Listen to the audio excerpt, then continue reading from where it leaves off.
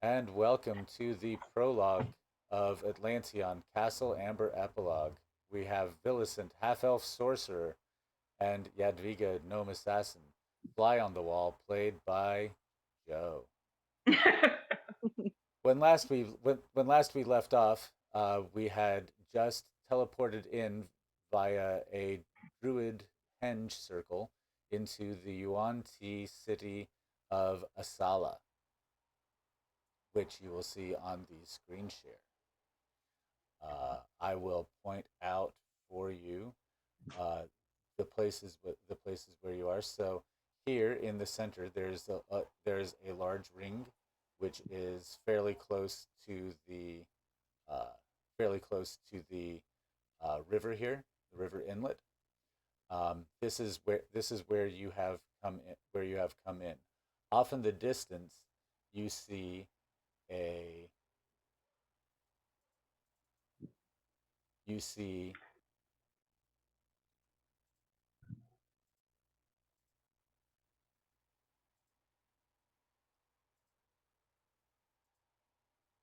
a you see a different vista, a Ooh. series of pyramids, uh, ring ring to the west of the You city. muted yourself again. A series of pyramids ring the uh, stand to the west of the city, with floating panes of magical glass that drift over the surface and focus energy down onto different parts of it, which then glow with magical runes across the top. Uh, Immediately checking my range of detect magic. Billy's like, what is this? Far can we gauge how far those pyramids are from us? yes, you can see that the you can. It looks like the pyramids are probably about. Oh, you cut out It for me. looks like the pyramids are um, probably about a mile or two away. They appear to be situated outside the city to the west. How many pyramids are there? There are three.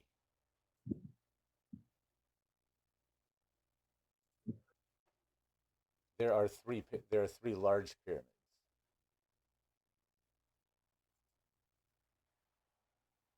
I want to make sure that I'm displaying. Nope, I'm displaying the wrong picture.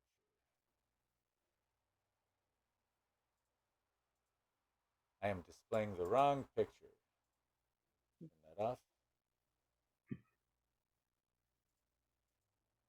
I really need to get a second monitor so that these share screens are better. There we go. Sorry, I couldn't. My OBS was overlaying stuff, and I couldn't tell that the photo wasn't up. So this is the Where? so this you can see the three pyramids in the distance with the panes of glass that overlay the top, um, and they are. Did that work? Yes. So they have different moving panels that are collectors over the tops of them. And there are three. There are two larger ones which flank a smaller one in the center. The smaller one has much more flair and stuff around it, um, but appears to be made of different and more precious materials than the larger two that flank it. I have many times described Billy as not having a creative bone in her body, but I still think she can't resist to pull out her notebook and just do a very quick sketch of what she's looking at because it's incredible. So all three of these pyramids are having the same glass floating around them.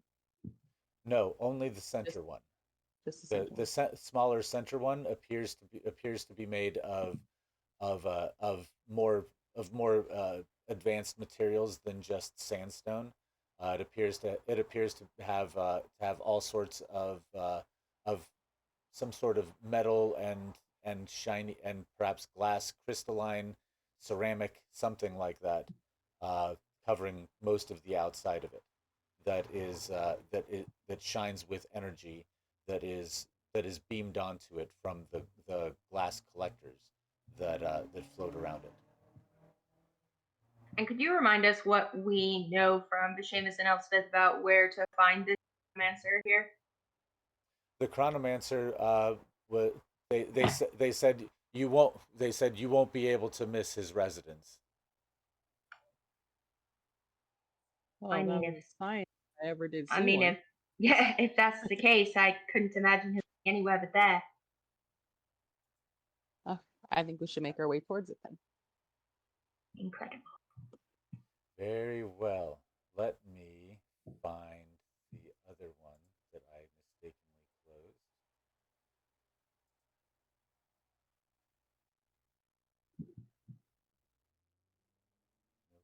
This is the perfect Mm. shit to distract Billy from literally everything.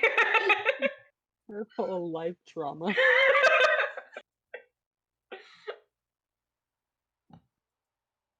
And then as we're walking, Yadviga wants to notice whether people are avoiding the pyramid or if it's like a hub where there's lots of people going towards it. You can't see from here because the rest of the city impedes your view of seeing of what's at the base of the pyramids from where you are. Right. If you But like look in, if you look on as they're the getting closer. yeah, well, I mean the city is pretty extensive and deep. If you look, because you started here in the transportation ring, and then Oh, I you understand. can see there's several city blocks, Yeah. a couple city blocks, Lots of layers. and then a whole old Minor city illusion wall, concentration. and then a whole old city wall, um, that and then an old city wall that's in the way as well as a couple blocks, Okay. and then more smaller blocks, and a hill fort. Um, there's fortifications all over the place, but these most of the houses are a carved sandstone. They look like artfully carved, like like everything has been artfully carved out of the native stone, and and so that the plaza that you're walking on was not the original ground. It's been dug out over the course of generations, um, and the patterns in it are very sinuous. It's not squares or blocks like a typical like what you would see in a typical elven city or a city built of bricks, but it seems like patterns worn in the sand by generations and generations of serpentine bodies sliding across the rock. Can I take note of like the style of the Yuan-Ti as far as clothing and just like minor illusions, some sort of head thing for both me and Yadviga to sort of blend in a little bit? Well, most of the locals that you see are Yuan-Ti, which are snake Hmm. people. Uh, there are there are a few different types. Some of them their heads look more like pit vipers. Some of them have shorter, blunter noses. Some of them have large cobra-like hoods. But and some of them are bipedal, while some of them some of them generally the ones with the large cobra hoods actually have the lower half of the lower half of a snake as well. I see. I had only seen one or two pictures of a Yuan-Ti, kind of bipedal and humanoid looking, but yeah, there's variation. Yes, it is obvious that the more snake-like ones of them uh, are higher in status, whereas the bipedal ones typically seem to be relegated to either servant or slave status. In that case, Billy just pulls up her hood to look less conspicuous or blend in a bit more. I Google the image really quick, but now I understand.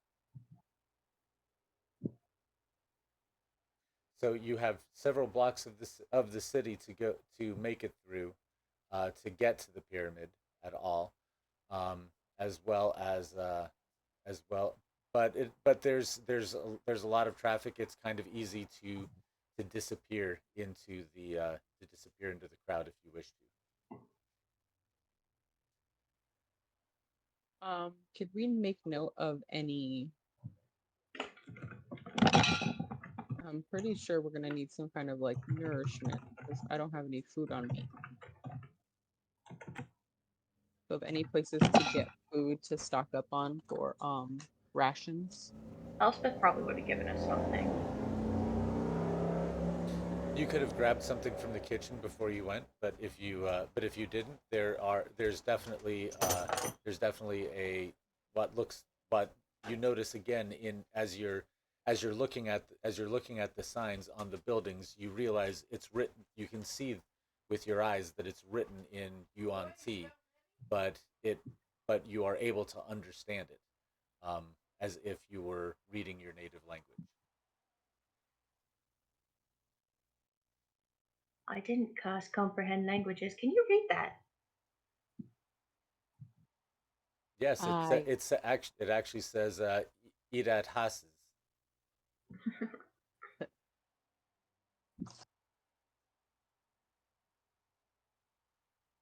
yeah, I just want to pick up some non-perishable rations.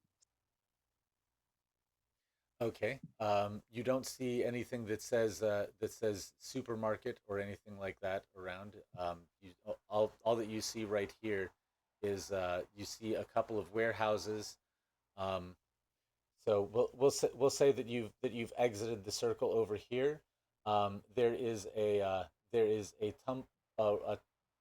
tumulus of rock that leads down to down to the water side. You can see that there's a bridge over here, and some larger, more important temple-looking buildings across the river. But over here on this side, it's this is more of a warehouse and a warehouse and a storage district.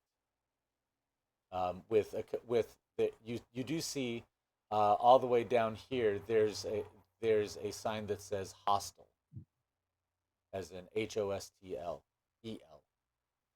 not hostel as in going to attack. Maybe that's a good place to find travelers like ourselves, pinpoint us in the right direction for sustenance. Very true. I think we should head that way. So you head to the south. There's not much traffic in this close to the ring. You see that there's a lot more traffic that goes along the long outer ring as you go past these intersections. You look down and you see that the traffic down there's a lot more traffic down here than where you are. Um, you walk. We get a sense of time of day. It's early morning. The sun is slanting through the edges of the henge, and tracing long streamers of light across the even the building. Still, the sun is still very low in the sky. Um,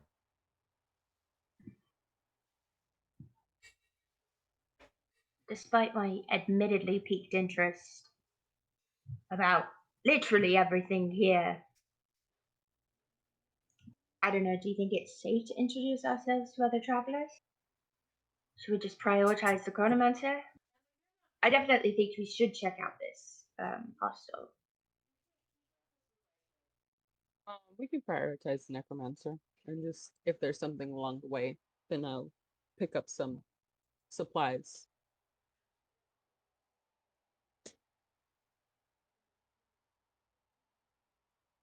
And if we see a bookstore.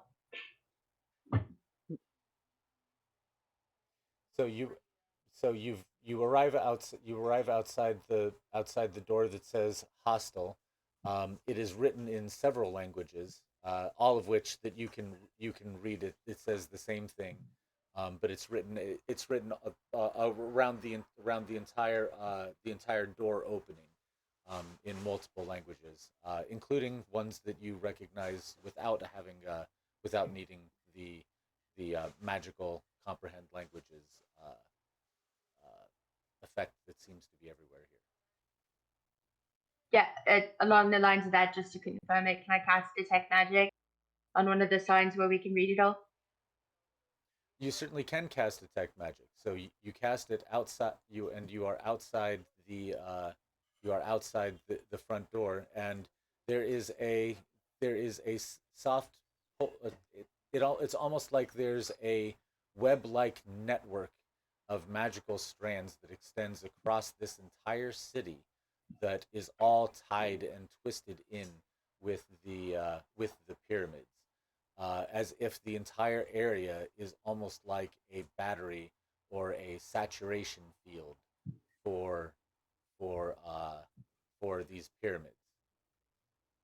Billy is a fucking kid in a candy store right now. Um, this is so fascinating. She's just got a notebook out, just writing everything down.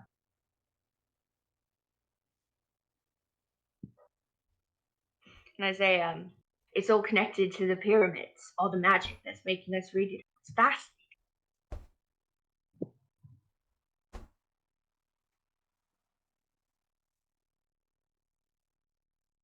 What would you like to do? Do you wish to enter the hostel? Now that you've come around the corner a bit, you can see down into this You're block. muted again, Miko.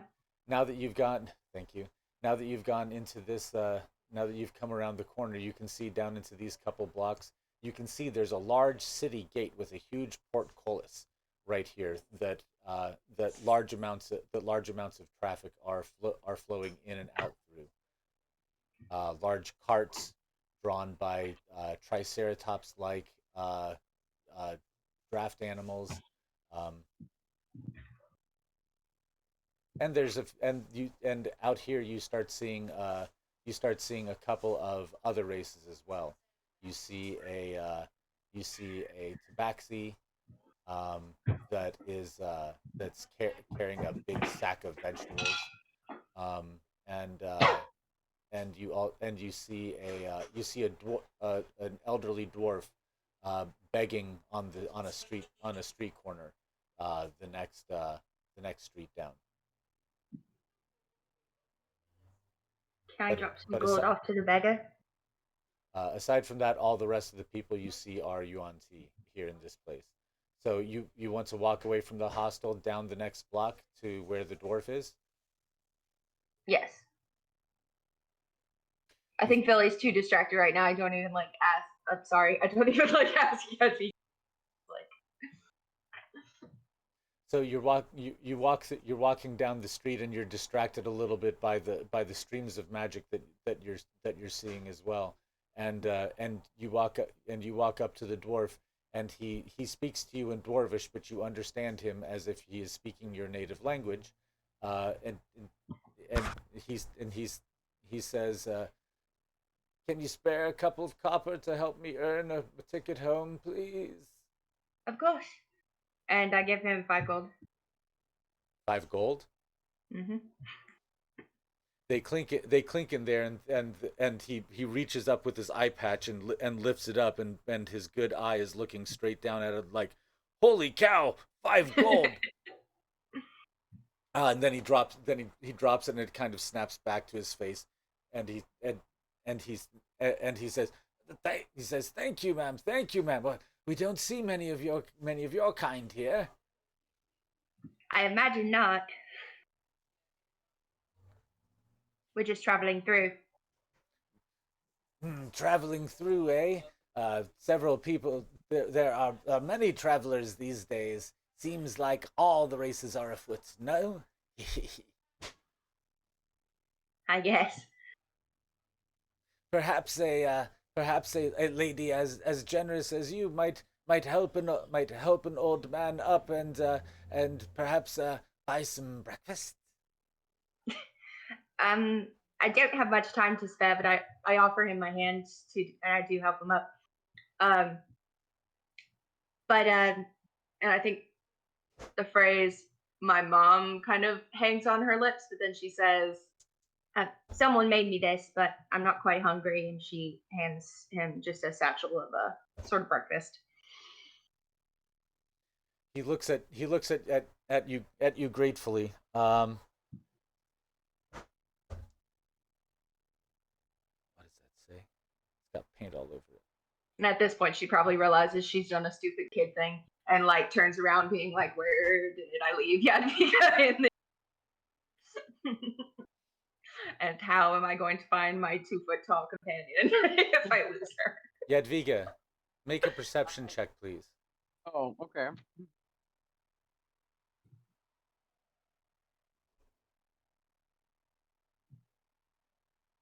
I rolled a 5. So not very good. As I think the I have a as Villy's helping the old man up, he trips a little bit and kind of stumbles against her, um, and as Villy's pushing the satchel into his arms, you notice that one of his arms tends to it seems like he has trouble closing it a little bit. You know, he does kind of a little. Do I notice that he's pickpocketing her? Yeah, that's what I was You thinking. did not notice that. However, you did notice that his movements were a little odd. Um, But he I'm gonna he leans over really quick and says, it seems like days since I've stood."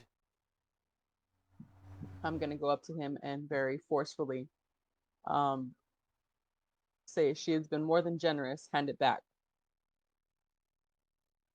And what back? I gave him 5 gold, that's fine. He Not the appears five to gold. he appears to deflate a little bit and holds up the key in his hand and hands it No. back to her. It's a good thing you noticed that Oh no.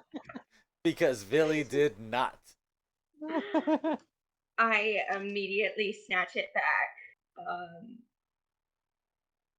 He look I'm he gonna looks look up at at you with Billy. a big blacked out tooth grin like, "Thank you, ma'am. I just had to try. Not all travelers are as wary and experienced as you now, are they?" And not all people are as aware of the threats of magic as I am, or as prepared to handle something as powerful as this. So you better watch what you do next time. Yes, I'm ma'am. gonna say, Certainly. be gone, you greedy beggar. Yes, ma'am. Yes, ma'am. He bobs his head, and you notice he's not moving so stiffly as he runs away, clutching the satchel and the 5 gold, the cup with the 5 gold. I say, Alabaster, come. And I put the key around Alabaster's neck and kind of hidden under. I'd imagine that his fur is about the length that it's pretty much hidden under there. Yes, it's pretty well hidden. Magical sight, however, does reveal the powerful glow of it. Okay, good to know. You are currently down at this corner. You see much more traffic down here. The hostel is back here. You can see down these streets as well. It seems to be larger warehouses on this block, whereas the previous block was kind of like smaller places. Um, but again, it still seems to be very much kind of like a dockyards kind of area. Can we see what they're constructing or what goods they are having in the yards? Most of the you can see in through some of the open doorways. You can see that some of them are livestock, some of them are like woven goods and textiles. There's spices of all kinds. outside of a particularly large one, um, that's actually on behind the block where you were. There's a very large one right there that has a couple of rhinoceros-headed humanoids that stand guard outside, wielding huge war mauls. Um, they have very tough leathery skin, long snouts with a huge horn on it, and they're easily 12 feet tall and powerfully muscled. Um, I'm gonna nudge Billy and say, do you detect anything coming from that specific area? And I'm just gonna look. I'm not gonna point or draw any attention. And then I'll encourage her. I'm gonna say, don't look too quickly. Just the two big rhinoceros-looking guards. Is my detect magic still going, or should I cast it again? Oh, it's going as long as it's going. Still, you Okay. got plenty of time. All right. Then I go in that general direction to see if I can Roll me a detect perception magic check. in there. That's a 19 on the die plus.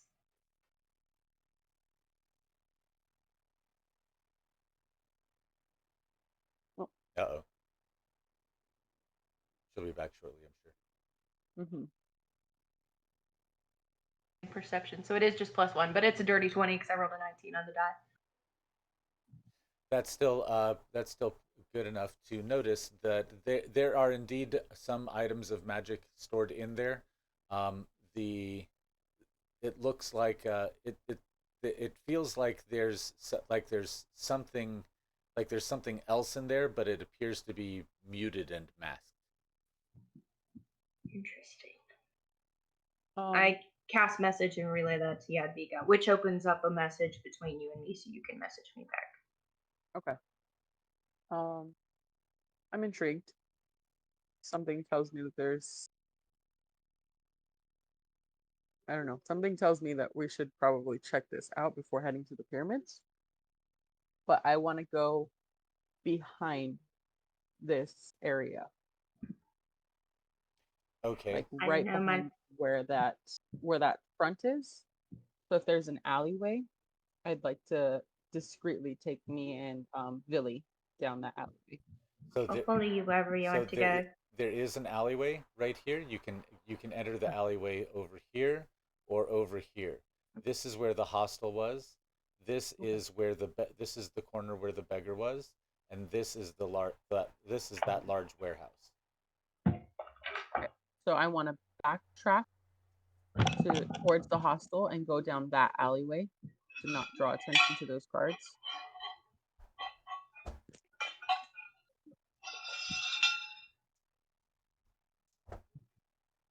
At this point, Billy's realized she's already been stupid, so she's like, okay, adult. I will follow.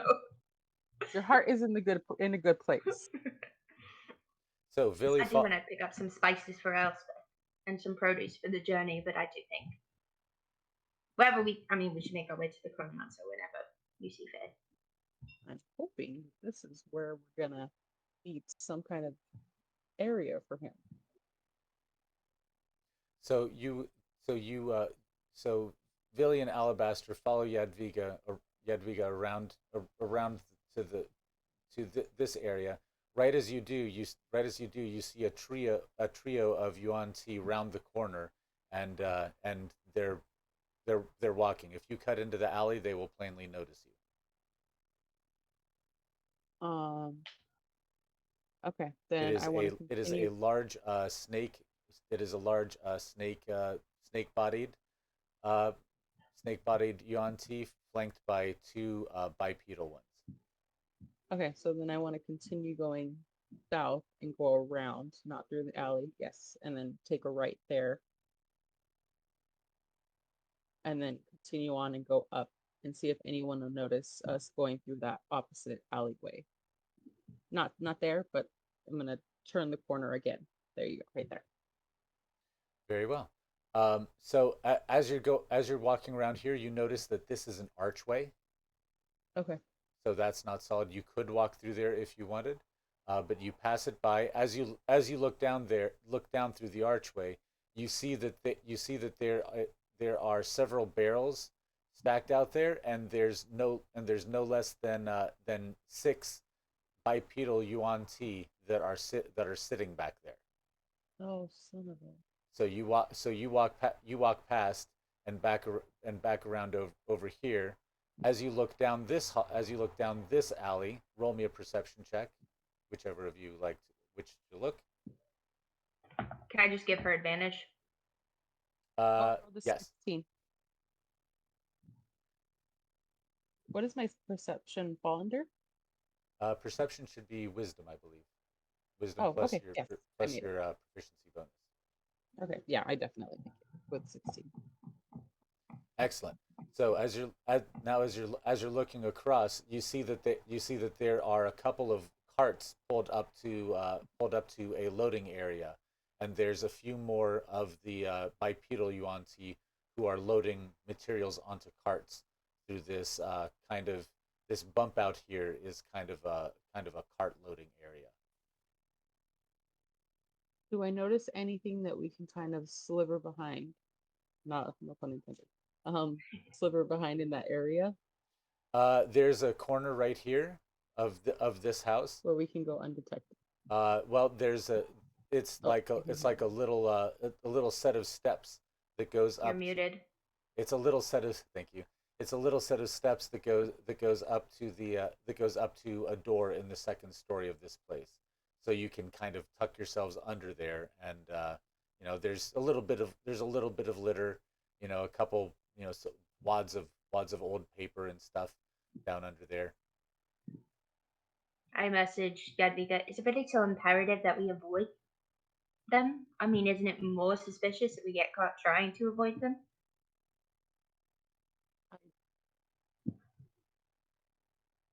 Sorry, repeat that.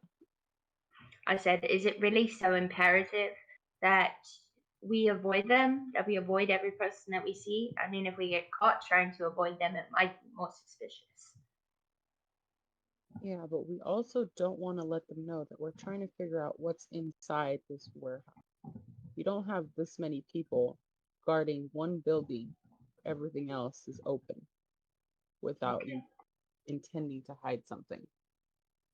I think the pyramids would be much too obvious for a necromancer. If there was evidence and trace of a necromancer with that amount of power. Chronomancer.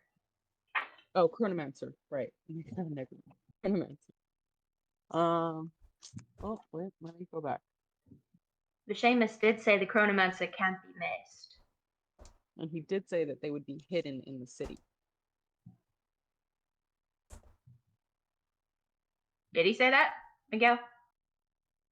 Yes, Hidden and can't be missed?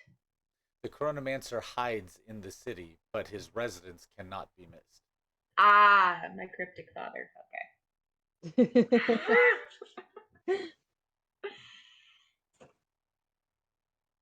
So I think this might be at least the beginning traces of us trying to find his actual location. Okay, I understand.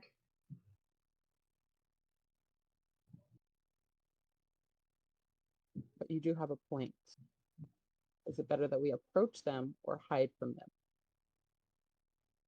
That was before I understood that you were trying to get into the warehouse. But, I mean, We don't know that he's not friendly and would not. you are a bit of a rogue. You could probably deceive somebody if you needed to.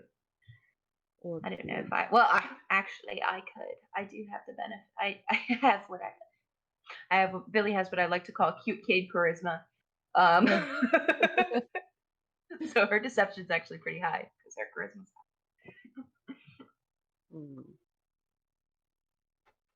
high. Do we know what is up on the second floor? Is it just a building? It is the warehouse actually goes 3 stories tall. The bump out loading area is only 1 story, and you can see 2 rows of windows, 2 stories worth of windows going up on the rest of the building facade here. Okay, so going up that two-story building behind it, someone would definitely notice if they're keeping guard through the windows. Yes, if you go up to the second story here and climb on top, the people in the third story will be looking across evenly at Yeah. Uh, okay, they have this well guarded. What I wanted to do does not work. I just wanted to go and see if there was a flimsy rock behind it that I could just tap on and go into.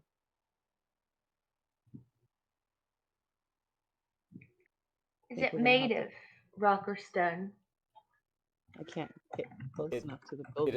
appears to be made of stone that has been whittled away over the years, and the residences and the blocks are what is left. I do have mold earth.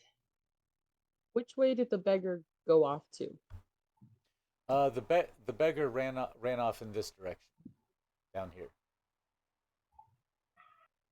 I think we can use him as a distraction. Pay him.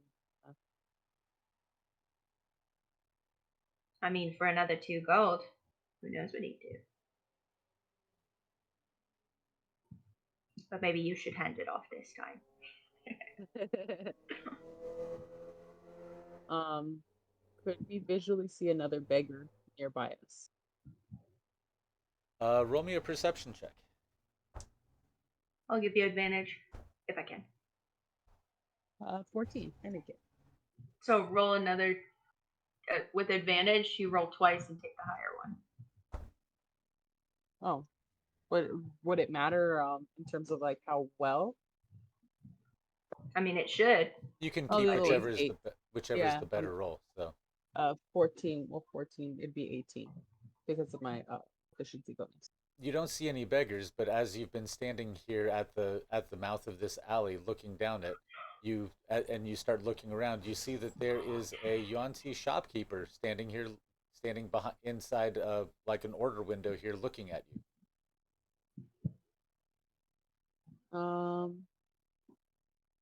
Can I see what kind of shop she had? Oh, what kind of shop does she have?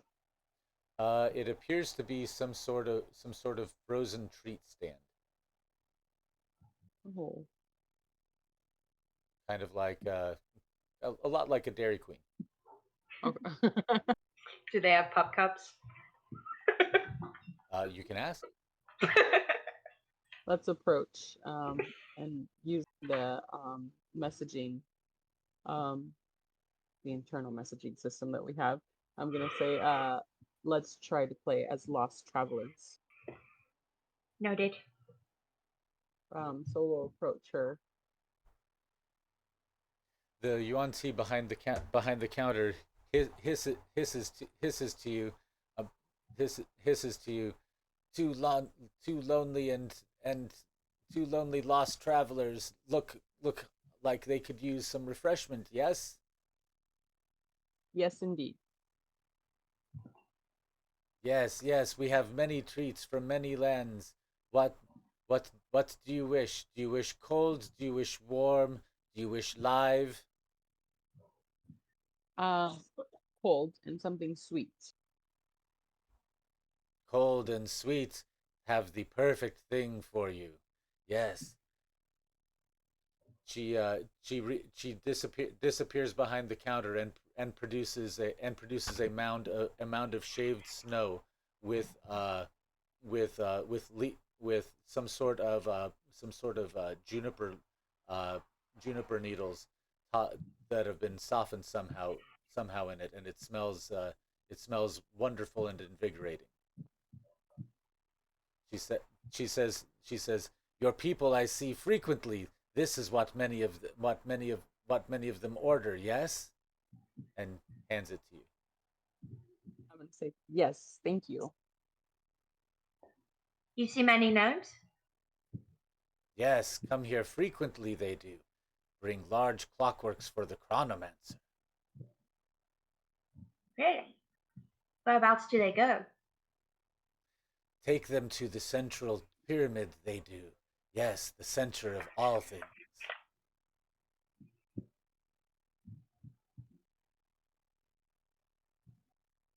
And how often do you see my kind around here? Frequently enough, frequently enough, lost traveler. Enough that they come and they stop by Slivas's stand every time they arrive in the traveling grounds. It's amazing. I'm not so familiar with magic. I'm very interested in this idea of a Chronomancer. I've only ever heard of them in stories. Ah, the Chronomancer is the great leader of our society. He sets everything in motion. He governs everything with his knowledge of time and space.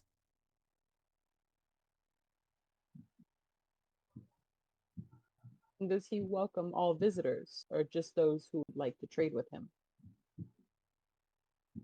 The Chronomancer sometimes sees supplicants, but only 2 days out of each year does he entertain such public access. Otherwise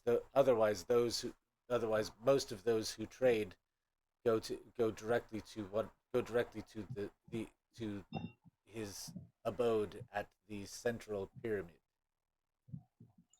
So I'd imagine boring travelers like us probably wouldn't be able to see the likes of him. I'd imagine it's just like the stories I read where maybe he would find interest if, I don't know, somebody was particularly magical or something like that. Particularly gifted, maybe he'd entertain that kind of company. She seems amused and as if you've made a joke, and and she says, "Yes, yes, disinteresting travelers, of course, disinteresting travelers." Ha ha ha ha ha. Can I make a deception check for her to believe me? Go for it.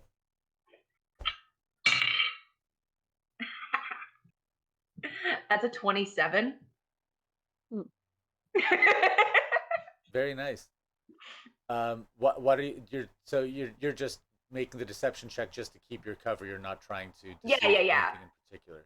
Okay, Yeah, good. I'm trying to pass off as a completely unremarkable, untalented, unmagical traveler. Mhm. So you can so you kind of so you take her when she goes ha ha ha ha ha. Ha. You look at her like ha ha ha ha, and she goes Yeah. and her mien instantly changes, and she gives you kind of a momentary considering look, and she says, "Yes, I see your kind as well. Pale elves from the northwest. I know what to get for you." She reaches back and Not necessarily from the Northwest that I know of. and she reaches out and You're muted. she reaches out and she produces forth a a bowl of kind of like a spongy porridge, um, that looks like kind of like a cross between custard and rice pudding, and it's sweet and it smells delicious. Sounds good. Thank you. I give her a gold piece. She says, "Yes, thank you." She reaches out and she hands you back 9 silver. Now, is that for both of the what we had, or should I also hand her money? Because I don't want her to think I'm stealing it. Well, the two of you were obviously together. One of you just paid for the two orders, Okay. so you can see it that way if you however you wish. You could probably always tip her. Um, yeah, we'll tip her a gold piece, Gold. and then just no, not a gold piece. Sorry, I don't know the currency. So, what would be equivalent to, let's say, like Think of a $4? gold Like piece. copper, silver, gold. Think of Okay, so Platinum. then, think of a gold piece like a $25 bill. Then oh, a silver piece would be like a $5 bill. A copper piece would be about a buck. okay, then a silver piece. So she takes it and gives a little snake like hunch and bob kind of thing and says, "Travel safe and return to Slivas's treat stand when next you come to our fair city." We're gonna thank her for the treats Thank you. and then be on our way. So where do you choose to go? Towards the central pyramid. So you start walking. You start walking towards the west. So you can either make for this gate or this gate. You're muted. So you can either make for this gate or this gate. God, I gotta fix Which one seems like a shorter distance to the central pyramid? well, the central pyramid is just on the other side of this over here.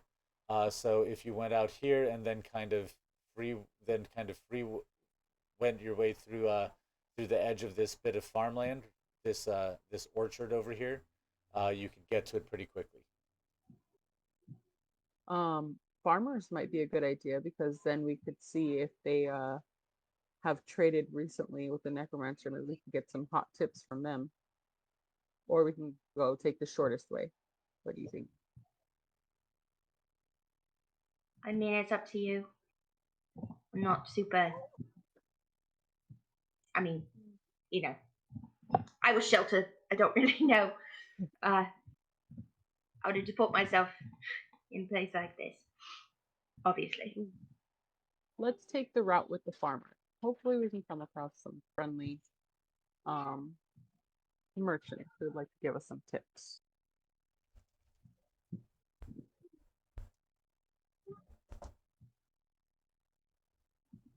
Okay, so you proceed to the southwest and you exit through a large gate, portcullis gate here. They allow you through without really any problems. You do notice a couple of large of the rhinoceros purse people on at the top of the gate um, that are guarding it.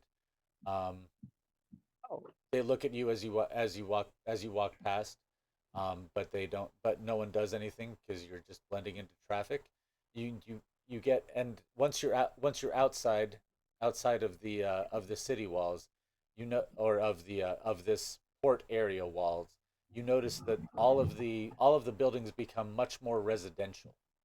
Um, they are there are a lot more trees and small gardens as well, hanging from flower boxes that are built into the walls. um, there's all sorts of vines that are attracting a wide variety of insects and uh, and and beautiful butterflies, small flying reptiles as well are jumping from place to place, and you notice that they are kind of kept as pets. Um, and you see ahead of you there is a large colorful fruit bazaar, fruit and food bazaar. Can I are just these? grab a spice? Sorry. No, go ahead. Can I just grab two or three? Let's see, like three spices that I've never seen before to bring back to Elspeth. Like something that could possibly be planted. You find both a variety of powdered spices that you do not like there's like dozens of them that you don't recognize, as well as several food stuff and medicinal plants, Cool. both I'll grab. that are seeds and some that are small potted things, some that are cuttings, a wide variety of botanical products in addition to foodstuffs. I'll grab one spice, two plants. Great. So make sure you write those down. The plant looks like a mandrake root, and Mm. it is growing. Is it Uh, just as loud? its roots are well wrapped. So I have two plants, like one more medicinal plant, maybe, and one spice. The other medicinal plant is is is a dried out bundle of it almost looks like a cross between a tumbleweed and a dried out piece of sod. Cool. And the spice is kind of a mustardy gold powder.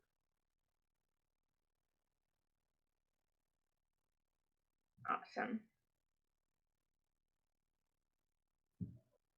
I assume you would also like to purchase some. You'd also like to like get some food and find some fried rations and stuff like that. Yes. One of the Yuan-Ti apothecary lady that sells you the medicinal herbs, Bob's gives you the that very snake like body bob as as she requests payment of 1 gold and 4 silver for the medicinal stuff and the the rations from a different Yuan-Ti that also gives you the very serpentine body bob as it requests 2 gold for uh, 20 days worth of rations. So that'd be 10 for you, 10 apiece. Okay. Happily paid. Um, so is it safe to assume that those rhinoceros that we passed were the city guard? They certainly looked like they were like they were a city guard of some Okay. Um, and those reptiles or flying amphibians that we were passing by that people were keeping as pets, were they particularly loud or were they just kind of small kind. and They were kind of like flying cats, except oh they're reptilian. uh, Alabaster, don't. Yeah, Alabaster was looking at them interestingly, but the two of you kept moving, so he stayed with you. I would like to ask the shopkeeper um if there is a pet store around that I could possibly purchase one of these companions. Going to get it familiar too. Well, Paul came in handy during our many ventures, and Paul is with Phaethra, so I would like to have my own Paul. I miss Phaedra. She says yes, traveler. They live wild around here. If you are good to one and you feed one over a long course of time, you will win its allegiance. But if you attempt to capture it, it will fight against you for as long as you imprison it. Well, well, thank you for the information. I guess that's not going to happen.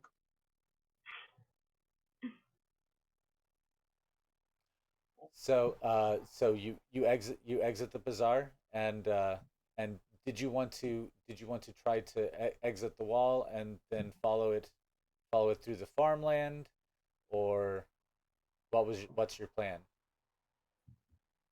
Yes, I think exit the wall and follow it through the farmland. Okay, so you follow the wall you begin to follow the wall through the farmland. There's a variety of of outside fruit of outside uh, once you get to the outside of the outer wall, the architecture changes again.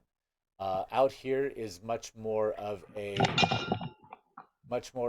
ramshackle construction, looking much more like rude wooden houses and huts that are built with thatched roofs and such. There's a couple of buildings in the old style here and there. You also notice that you have gone up in elevation by about 3 meters from the inside of the city. So this is part of the area that has not been carved out, um, like the rest of the city has been. So there's these are all just kind of built on top of the hard scrabble rock, and there's a lot of sand built up in these areas up against things. And over here, over here there's a large camp of tabaxi that that are wearing brightly colored clothes, and they're all trying to attract the Yuan-Ti with bright colors and trying to sell things out of their stands here. I was trying to remember one of the Khajiit Skyrim things that they would say. In Skyrim, the little pop-ups of Khajiit sellers.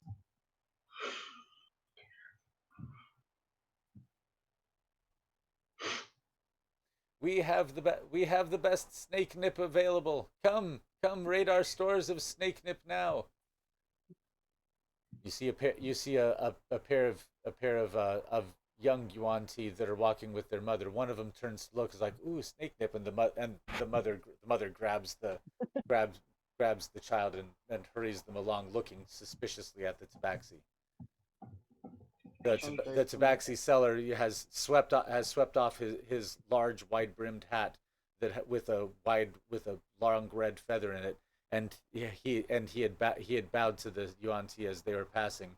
But as they walk away, he straightens up and plops the hat back on his head, gives a little and turns back to his starts walking back towards his stalls. Is this how most places around the world are? People treating other races like less than, and some other races being more. think I think we should ask them if they've traded with the Chronomancer.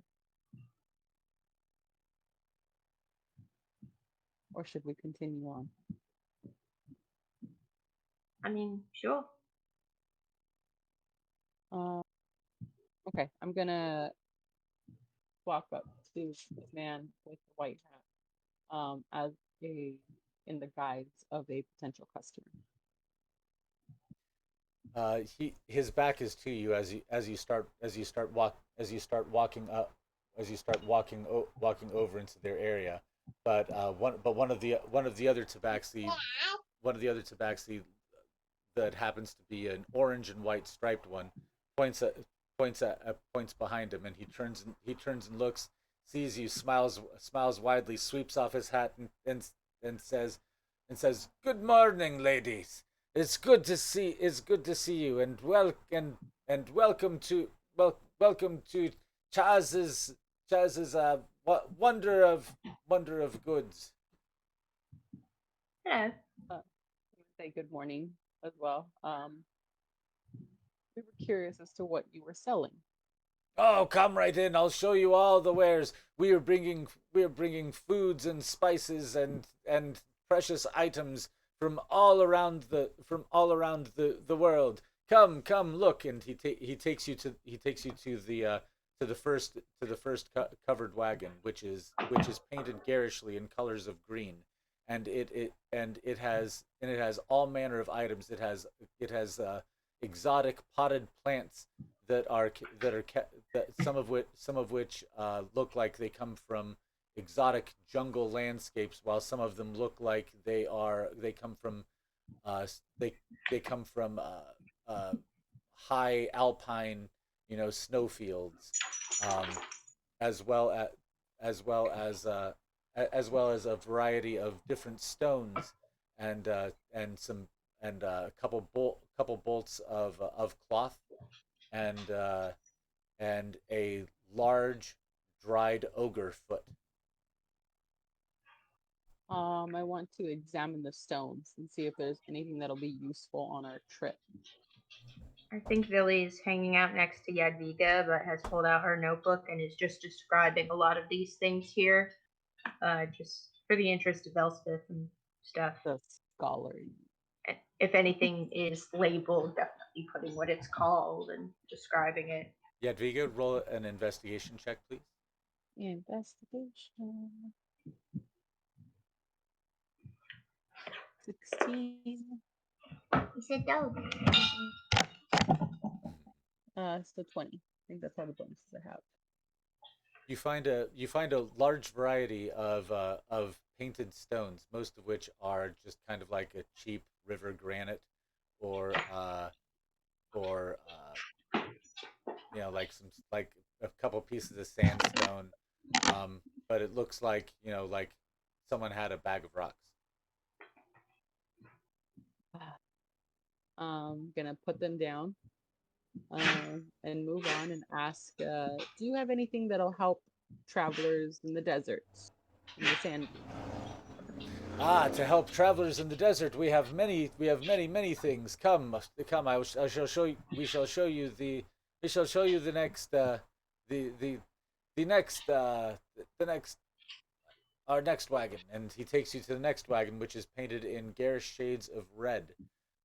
There you find all manner of desert wear, from conical woven reed hats to wide white uh, wide white body coverings that you can swathe yourself in to protect yourself from the solar heat, as well as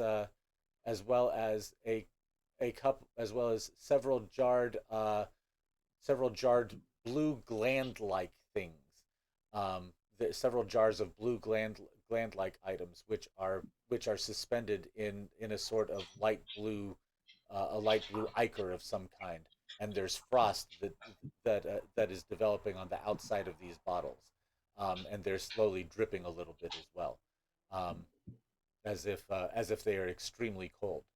Um, as well as as well as a couple of it looks like some sort of riding harness for some type of large beast. I'm interested in the blue gland-like item that's covered in ice. And I'm gonna ask Yes, yes. These are ice drake breath glands.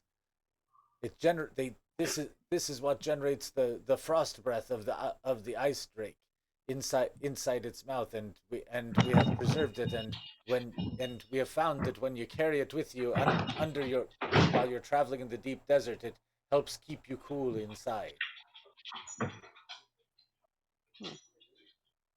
Is this from some sort of predatory animal?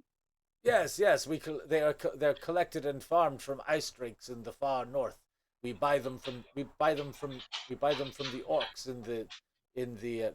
from the orcs who are thralls of the great dragon queen Tiamat. And do they attract other predator animals if you wear them in the desert? Oh, no, no! As long as you keep them in the bottle, it is completely sealed, and they will keep for decades. Can I roll a But you but perception? you but but let me tell you, you don't want to open it because the smell. Woo! Okay. So how do you I'm use it? You just carry it with you while you're in the desert, and you put it up next. You put it up under your fur, or your skin, or whatever, the flesh or whatever you have in there, and you keep it up against your body, and it keeps you cool while you're out in the desert. I'm gonna look at the cloak that he has to keep you cool in the resist the sun waves. I think that you were saying. Yeah. Yes. Yes. It resists the solar radiation. Um, do you have any other more mute, something not so white and targetable? Yes. Come with me. Come with me. I will show you. And he leads you to the third wagon, which is painted in garish shades of yellow, and at this point you notice you see several of the other tabaxi have appeared from these other tents at just they're just inside the tents, and they're just kind of like watching what's going on. I want to look like Rey from Star Wars. As you Just go full Tatooine. he takes you to the yellow tent, and you find all manner of paints and creative materials and writing implements and fine papers and magical parchments and such, suitable for copying scrolls down onto, or or uh, or writing centerpieces and mantras for ritual spells. I'm just gonna like slyly look at Billy. Billy's vibrating.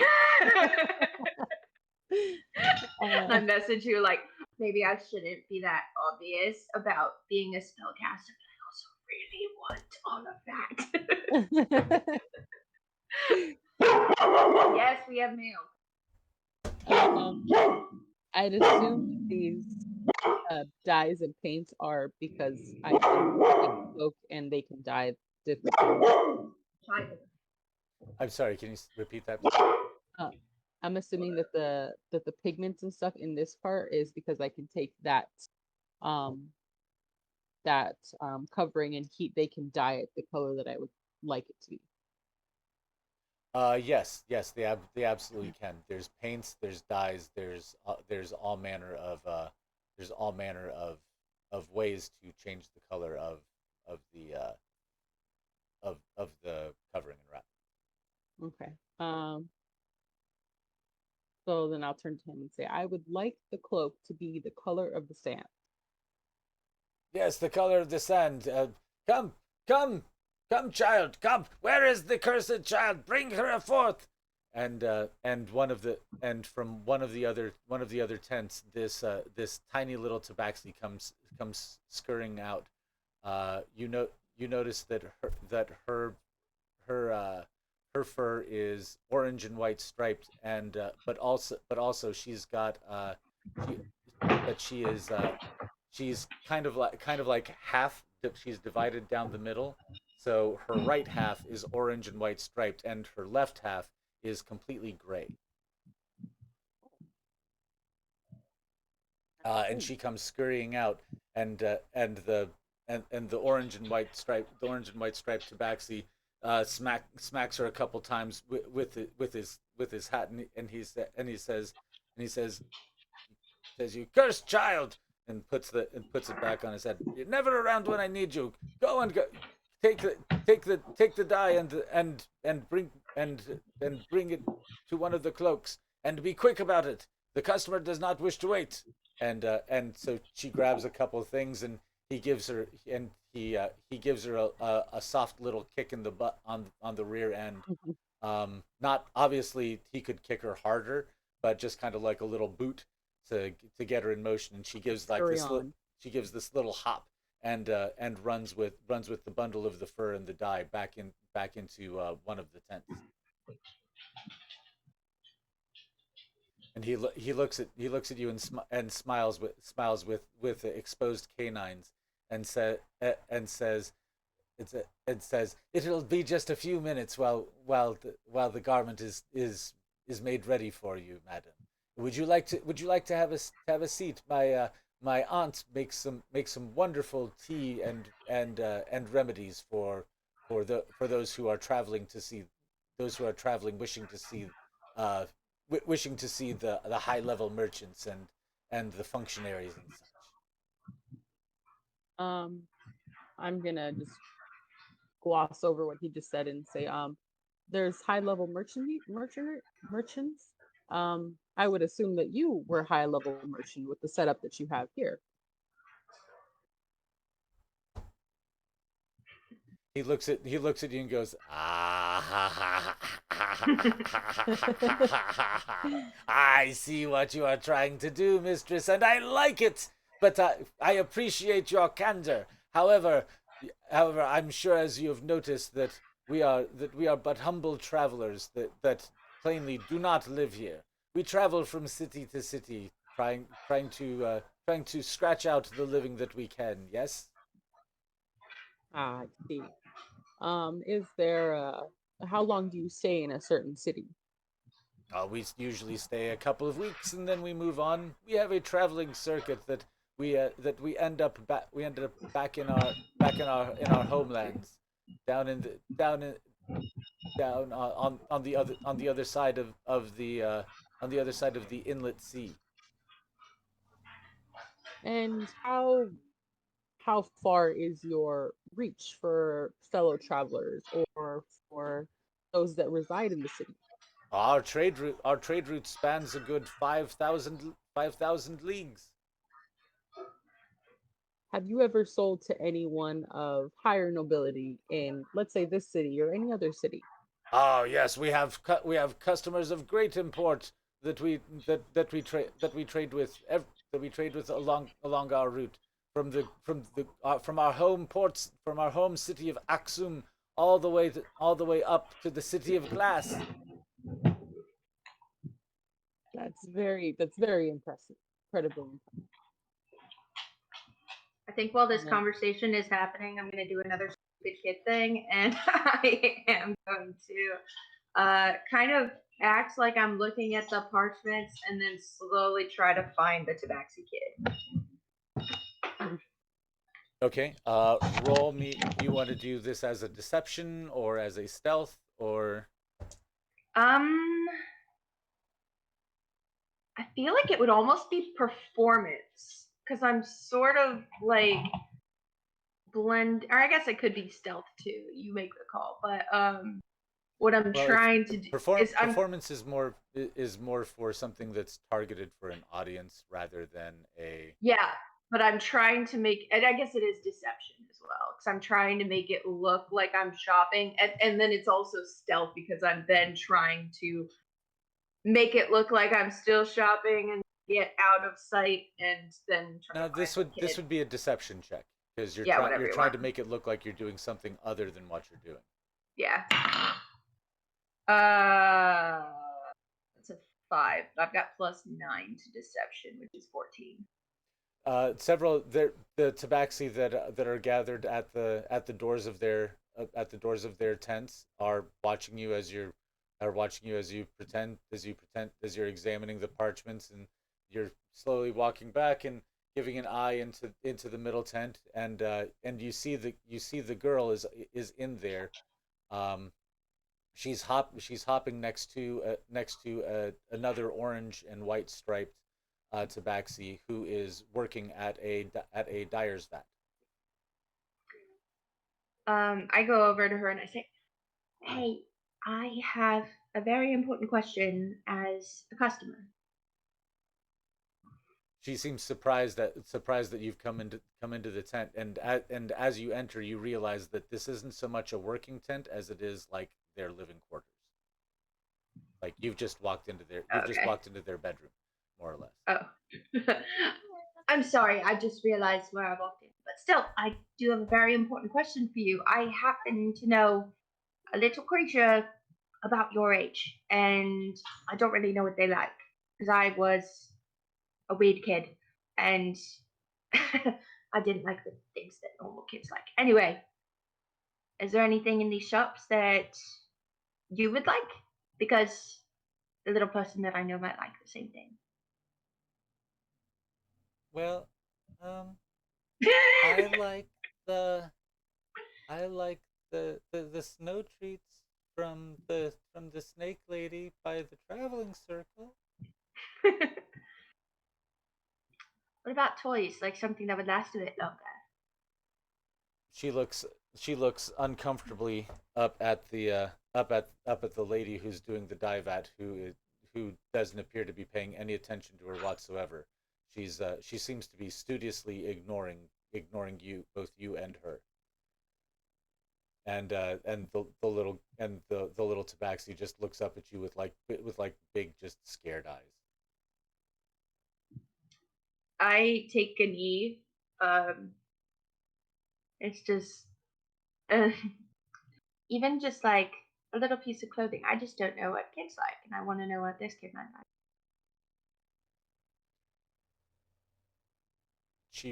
She reaches down into a small pouch on her side, and she pulls out a little carved gray figurine of a cat, and she holds it up. She holds it up and says, "Him, I want him back."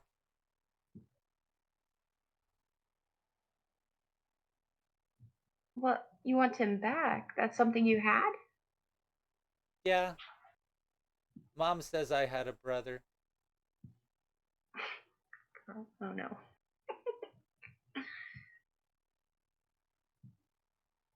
Really?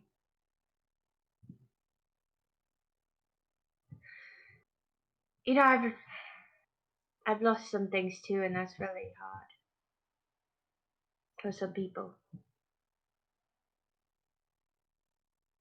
I'll tell you what. I'm gonna go try to find something that I think the little creature that I know might like. And maybe if you look, let's say to the left of the tent behind those barrels that I saw, in about an hour, maybe 2 hours, I don't know, maybe I would have seen fit to leave you a little bit of something. Roll a perception check, please. Damn it. Oh no. That's a 5. Uh, you're at she appears she's just looking at you with big eyes like, I don't know why is this lady trying to give me things. Stranger danger. You know, she's a little shell shocked by what's going on, and and she and and she doesn't say anything. Okay, I'll get out of here. So you withdraw from the tent. The late older Tabaxi was still working at the dyer's vat. You know, working the dye, painting it through. It was starting to smell pretty strong in there, of chemicals and dyes as you were in there. But you step back and withdraw from the tent, um, back out to Yadviga and the Tabaxi trader. And I guess I'll start looking for like a scarf or something, like a color that we don't see a lot of in our area, like I don't know, like more of a warm tone. Or I guess more of a cool tone would be something that I don't see as much in Solaire. I don't know, just something that looks unique. A scarf or a head wrap or something like You find you find you find a bright blue sash that. Okay. And any in the children's first. toys of any kind? Yeah, you find a small carved owl.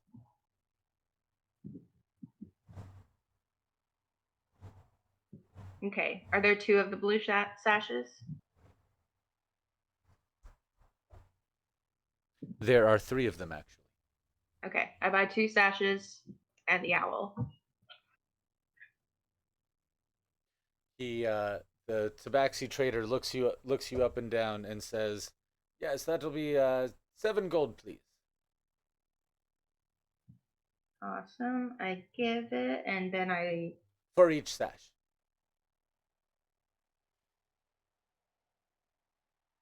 Wow, boy, I didn't mean to do that to her.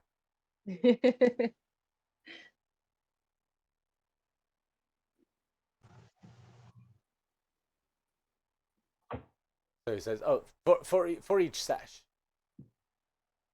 And the owl? Oh, the owl. That will be. He looks you up and down, and says, "That will be 25 gold." Oh, expensive. Okay. as you're forking over the money, roll a perception check. I see this.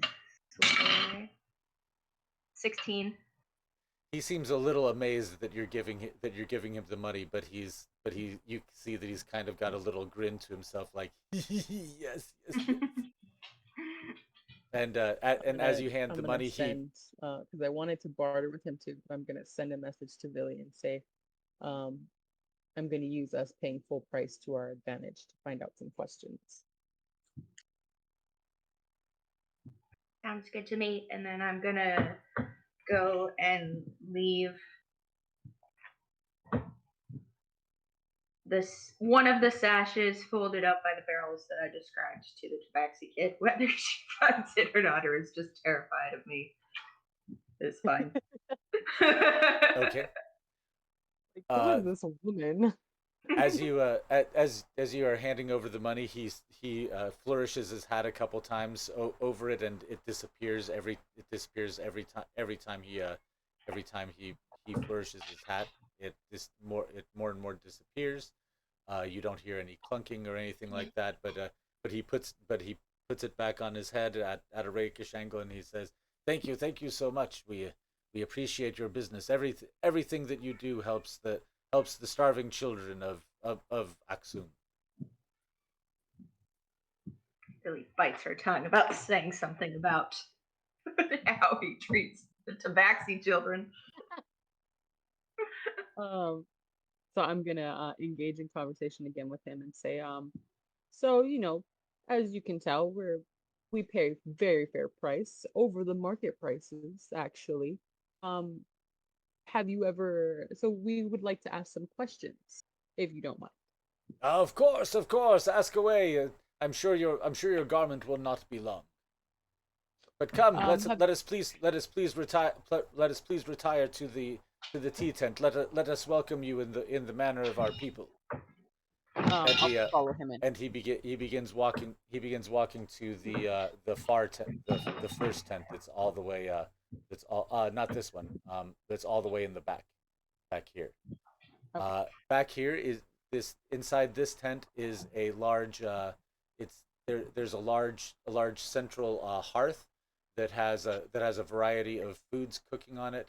It seems like there's 3 or 4 family of tabaxi that live in this tent, and and there's several of them, mostly children, um, that are tumbling about, and they're from they range in age from babies all the way up to teenagers. Um, each of them performing some sort of task around there, but it's kind of there are so many of them just kind of all over the place. It kind of you've seen Hotel Transylvania, right? With Yeah. the werewolf puppies, Yes. puppies that are just kind of a flood that go everywhere. Bombarding everything. It reminds you an awful lot of that. Okay. And the tabaxi sits you down on some colorful cushions, and a female tabaxi that is all gray comes and serves you very fragrant tea and some small biscuits that are tasty.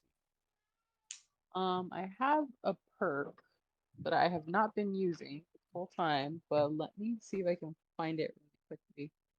Um, Pretty sure it's like every time I go into a new location, I note something. Let me find it before I.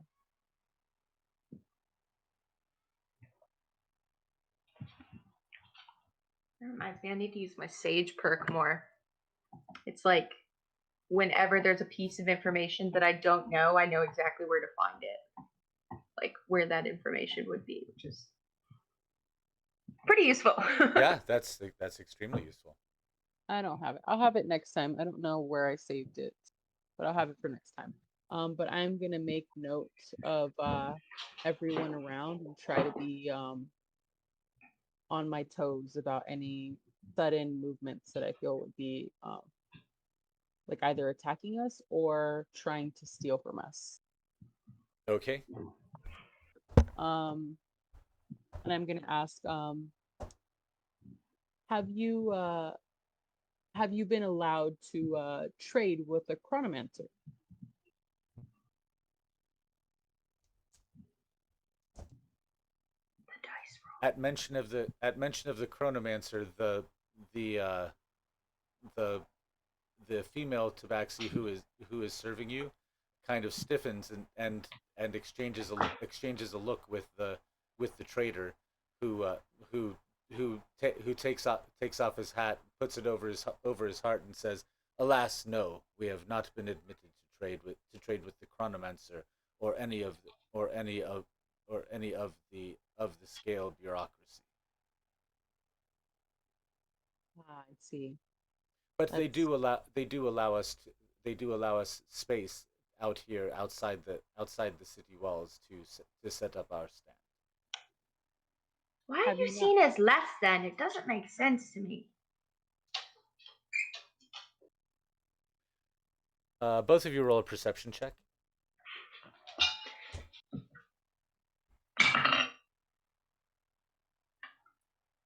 It's a 13. 19? So the 13 doesn't notice it, but the 19 does.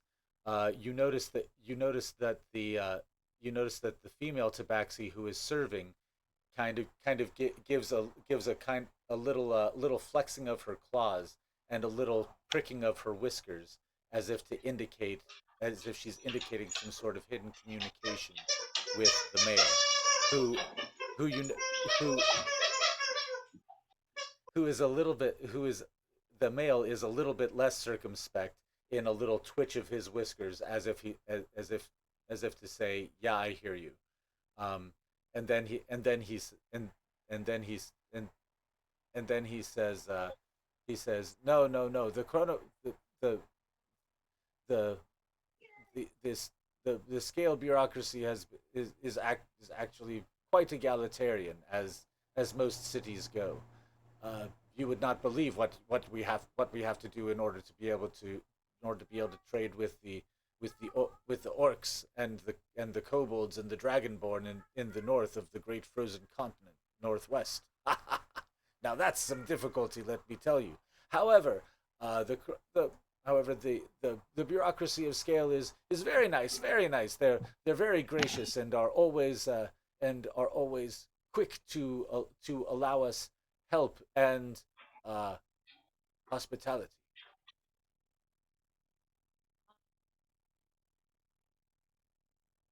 I ponder a moment, then I decide I'm going to take a chance and say, we mean you no harm, and if these conversations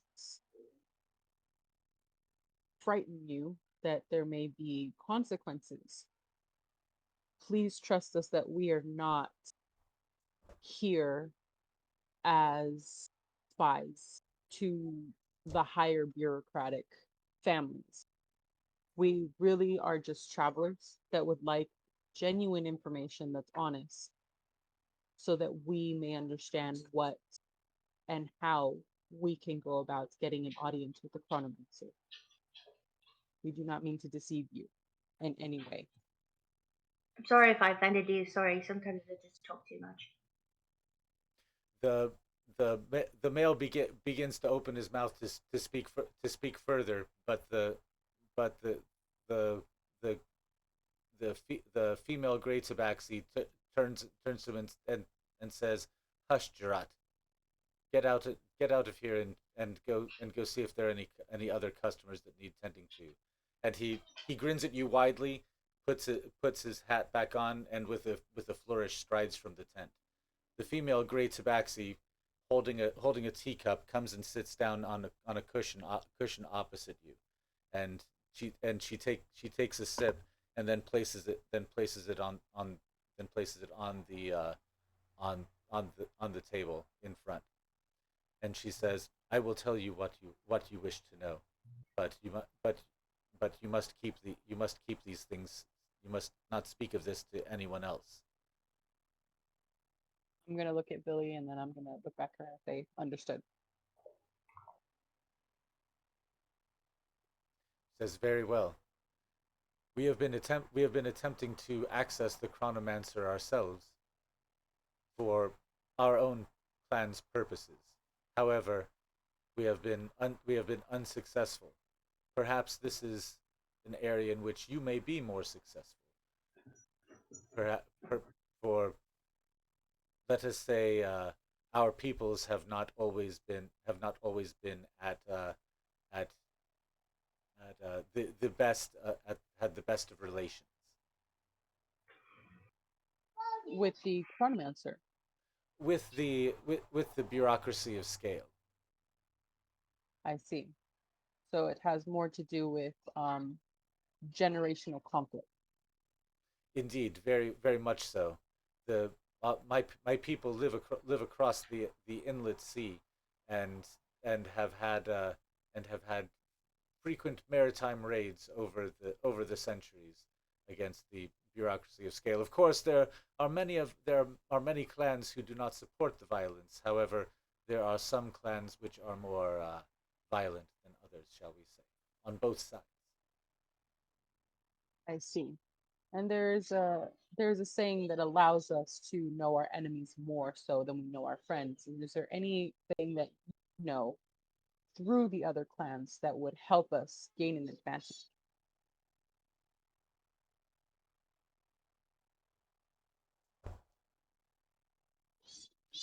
I'm sorry, I can't say any more. There are the, the there are ears everywhere. No, even in our own even in our own houses. The the the magic which the magic which suffuses this place around the pyramids. The bureaucracy of scale hears everything. I understand not wanting to um, anger anyone. Is there anything that you know that they could not deny if it was offered in a trade?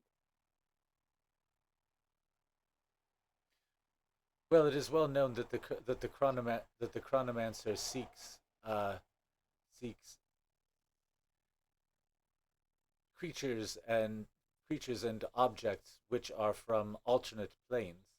That is that is something that is always of interest to him. But it is so difficult. They're so difficult to come by these days, and there's never any provenance whatsoever. And he's always very angry if someone tries to cheat him from what from there are many layers of bureaucracy between traders like us and the chronomancer himself that we would only speak to a functionary at best who would take our items, and who knows if we would get paid for them or not. So For the record, I just rolled a deception check 25 to not have that smirk that I, as a player, got.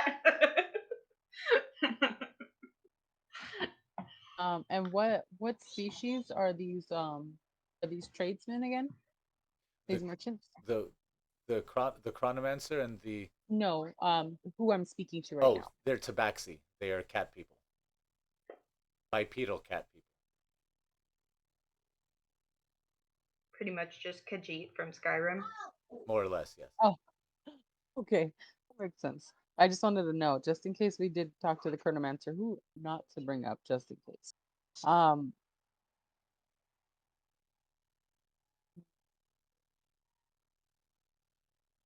Like the picture behind me. yeah. And then I'm going to ask her, That. is there any topics to avoid if we are granted an audience with the Chronomancer? I do not know the chronomancer that well personally, so I can't.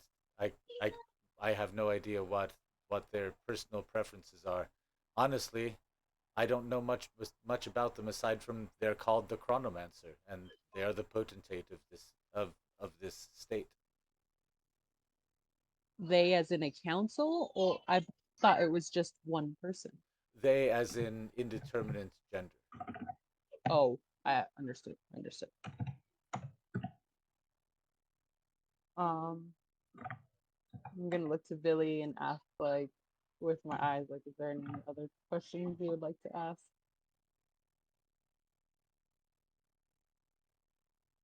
Billy knows that we pretty much got what we need. Yeah. Okay. I'm gonna thank her for her time and gesture a thank you for the tea, thank you for the conversation, and I'm gonna say this conversation will stay between us. I do not wish to bring you or your clansmen any harm.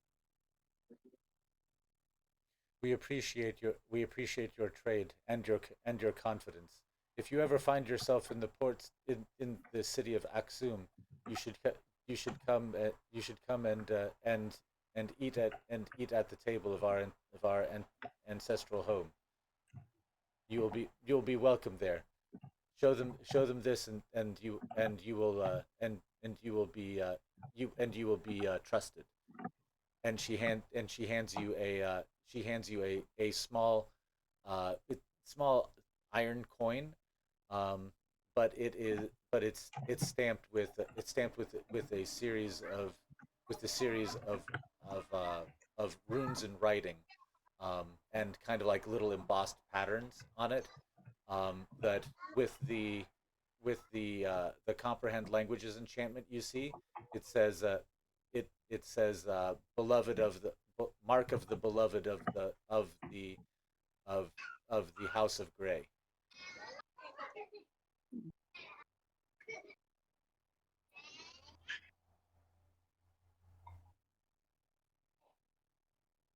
Um, I'm gonna take it with both hands and then say thank you. Your hospitality is much appreciated. Those of us who are strangers in other lands need to band together for our common purpose. Yes. Um, and then I'll look to Billy and then we'll take our leave.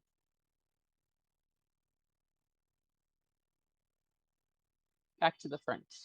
Excellent. So you go back outside, and and you're and everything is the same as where you were when you were outside about a half hour ago. You both feel refreshed. The tea was delightful, as were the snacks that she provided. Of course, the amount that you overpaid for what you bought more than paid for it. So you were treated to the VIP special. I'm a stupid sheltered kid. As you as you walk out into the middle, the one of the other Tabaxi women, one of the orange and white striped ones, comes outside with your dyed garment, and holds it out to you. Behind her, you see the half gray, half orange and white child Tabaxi with a blue sash tied around her waist, uh, standing shyly in the doorway of the tent behind her, and she hands out the dried and dyed uh, garment to you, and says, "With our thanks, lady." Of course. She turns around, goes back inside, and just kind of herds the child back inside, and you hear her chiding, "Back to work, back to work." Did we pay for the cloak already? Yeah, the amount Oh, that he charged you for everything. okay. Yes, you I definitely couldn't paid for remember. I thought it was for like the sash and the other thing. I couldn't remember. Yeah, it was for the owl, but It was for the conversation. Well, it was for the he saw that he had an easy mark that was going to just keep on giving him money. He's that's me. the Tabaxi is actually with a Yuan-Ti trader by the yellow cart, and he's moving very slowly. You notice he's not using any of the big flourishing motions that he used to. He's being very deferential and his hat is off, and behind him, and he's there. Yeah, yes, yes, yes, yes. Whatever you wish. Hmm. Okay, we continue on to the pyramid. Okay, so as you walk around the edge of the Tabaxi encampment, you see that there is a an open gate through this orchard, and on the other side of that orchard is the edge of the temple complex. Okay, we'll follow through. Excellent. As you go through the orchard, you see you see a variety of reptilian uh, animals of draft animals like the large triceratops like creatures are pulling wagons that are being laden with the different kinds of fruit that are being harvested from these trees. You notice that each one of these trees has 4 different kinds of fruit that are coming off of it. Muted. You notice that each of these trees have 4 different kinds of fruit that are coming off of them, a piece, and they're being sorted into different wagons. You walk through. One tree has 4 different. Yes, each tree has Oh. has 4 different kinds of fruit on it. Oh, that's interesting. Can we identify any fruit? Yeah, it's fruit. It's different kinds of fruit that you've seen before: apples, oranges, pears, Oh, that's it. pomegranates, that sort of thing. Kind of interesting seeing them growing here in the middle of a desert, though. This orchard, the ground is actually looks brown and withered, but these trees look like they're extremely healthy and well watered. I'm gonna reach down and grab some of the soil and kind of mesh it in my hand to see if I can identify if there's any additional vitamins, minerals, or um, manure maybe that's helping it It grow. is dry, dusty sand. It is Oh, grit. It is It is eroded. It's eroded. Eroded something. Eroded some sort of stone.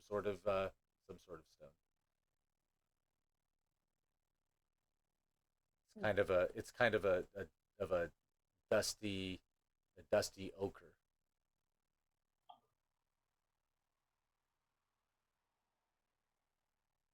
But there's no moisture to it.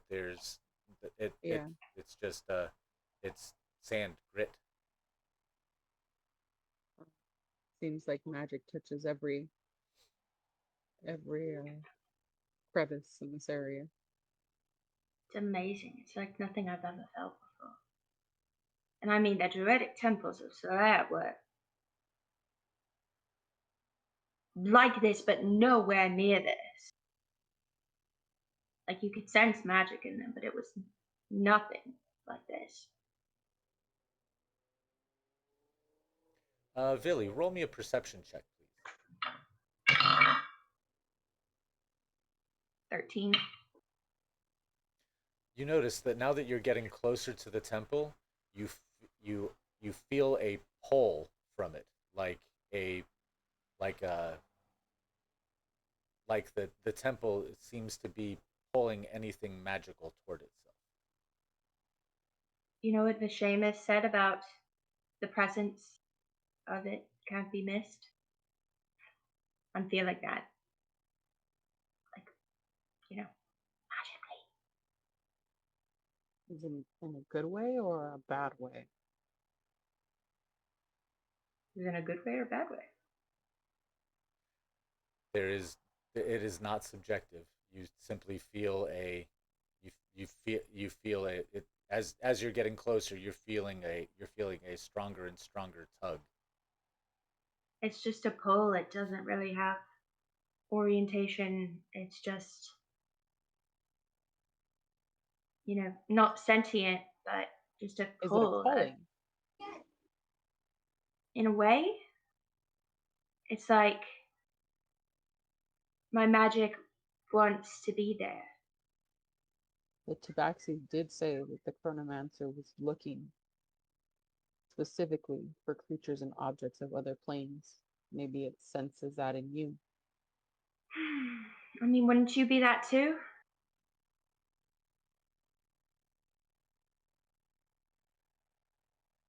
Do I? Yadwiga's gonna close her eyes and start to like tempting to feel something. Roll an insight check.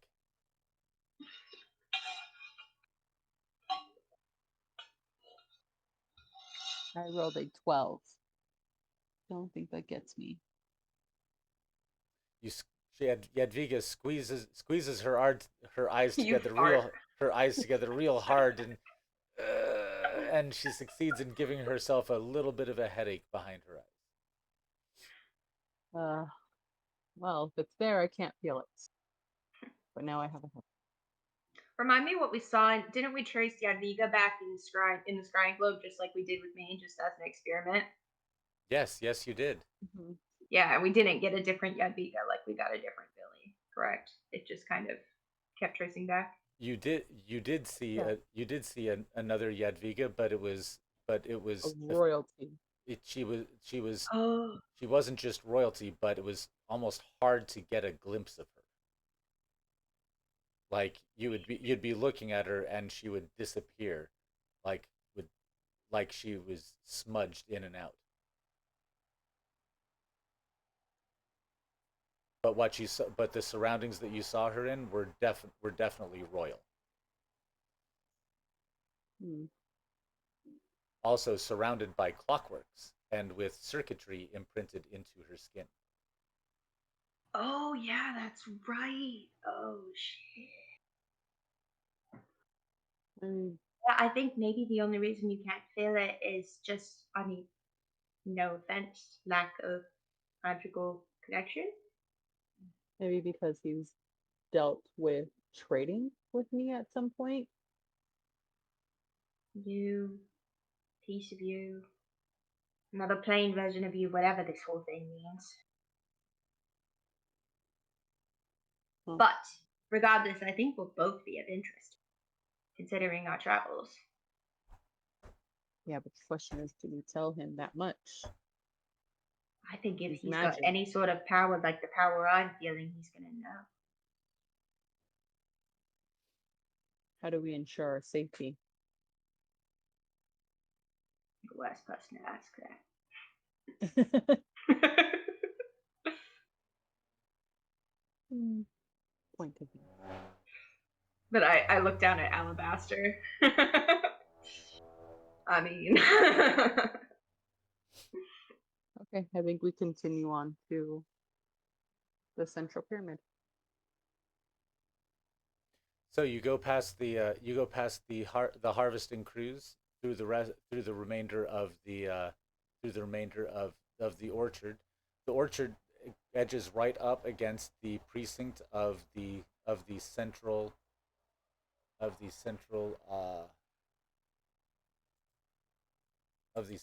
temple muted. of the central temple,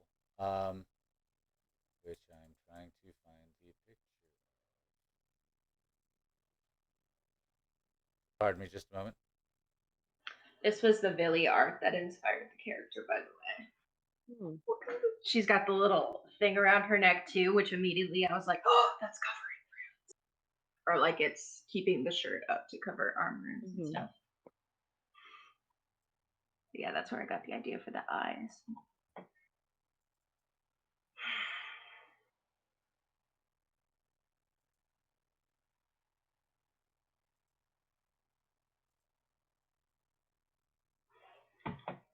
So with the city here. So with the city here, you can see that the central pyramid you can see the central pyramid has the several floating panes of glass that have runes etched into them. It is also now afternoon, so it is about 2 p.m. in the afternoon. The sun is very high, so all of these different glass panes that are floating around, that are kind of slowly orbiting the perimeter of it. They're pushing this solar energy that they're collecting onto the surface, and you can see very clearly the rows and rows of magical runes that are inscribed on the outside that glow brightly after they have been charged up by these solar panels. You also see how they kind of fade out a little bit over time. You see track marks along the side where the panels have gone past where the runes are glowing more brightly than the others. Are my runes affected? Your runes are not affected. You are. How many charges are you at right now? By the way.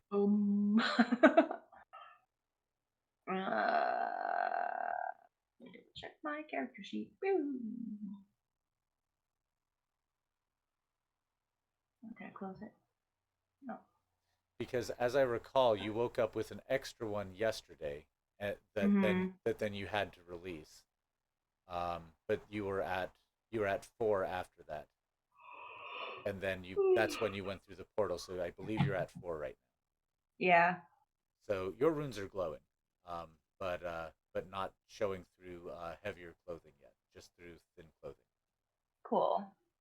Yeah, I used to have a little note card to track that, but now I don't have anything. Well, isn't that what your Villy notebook is for? Yeah.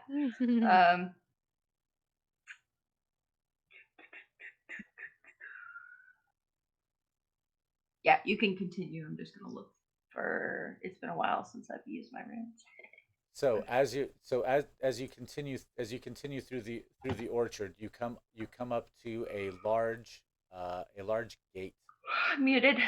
You come up to a large gate that is kind of it's very square-ish. It's made of huge sandstone blocks that are easily 40 feet tall, huge carved cylinders of sandstone that have been that edge this portal, and they form a kind of 40-foot tall wall that goes around the outside, wraps around the outside of the actual pyramid. You see a series of windows along the edges of this wall. So it's and there are other doors to go inside. It looks like kind of like a very skinny office building. Let me know when we're within 15 feet of these runes as we come up on it. You're about 50 feet away right now as Okay. you're walking up from the edge of the orchard. Okay. Good to know. Let me know when we're 15, 1-5. Do I see any guard nearby? There are rhinoceros guards at each gate that you can see. A pair of them that they're standing, and the ones here at the pyramid are in very formal looking golden armor. Is there any other suspicious activity next, like someone trying to attempt to follow us because they see we're heading to the pyramid? Roll perception checks. I'm just going to give you advantage once again because I only have a +1, so roll twice. Okay. Take the higher. That was an 8. If that is permitted by the DM. It's permitted. So that would be a 12 with a +4. Oh, that was 9, so it's 13. I'll take the 13. You don't notice anyone following you. Okay. There you go. 13 is even worse than a nat 1 or a nat 20 because it's like, did it pass or did it not? I know, seriously. You do. Like, is he telling me the truth? You are now within 15 feet of the gate. The rhinoceros guards their heads have swiveled to look at you as you approach. Billy does a fake sneeze and expends a rune to cast Manifest Inscriptions, which, let me go ahead and read it since it's even for the purpose of audio. Yes, please. These things are less familiar to the normal D&D crew. All right, manifest inscriptions. As an action, you can expend a charge rune to cause any hidden magical marks, runes, wards, or glyphs within 15 feet of you to reveal themselves with a glow for 1 round. Okay, as you expend your charge, and a burst of magical energy uh, radiates from you Oh shit! in a globe effect. Instantly, burning lines of burning power lines of magic and bent ley lines are supercharged like aurorae, pouring around the entire area, in an area centering on you. I messaged Yadwiga. That was a bad idea. That was a bad idea. Wait, I'm gonna look at her like, what did you just do? What happened? Are we in trouble? I just think it was really obvious what I just did. And I'd imagine. I think this is this is one of her higher level runes. I think it's something she's only experimented with when she was like trapped in the gem. So I don't think she was even fully aware that this was something that other people could see. But as I'm reading it, is definitely something like they reveal themselves with a glow. But I think this is just her thinking like, oh, that was just me, but it's not. Yeah. So everybody can see. Kids Yeah. do that. Yeah. God, I can't wait to be 2 years older. In the next part of the campaign. But yeah, so any hidden magical things are glowing, and I guess I just messaged you. It's I like that face that right? Miguel just did. I just Wait. rolled a nat 20 for the perception check of the Chronomancer. No! Oh no!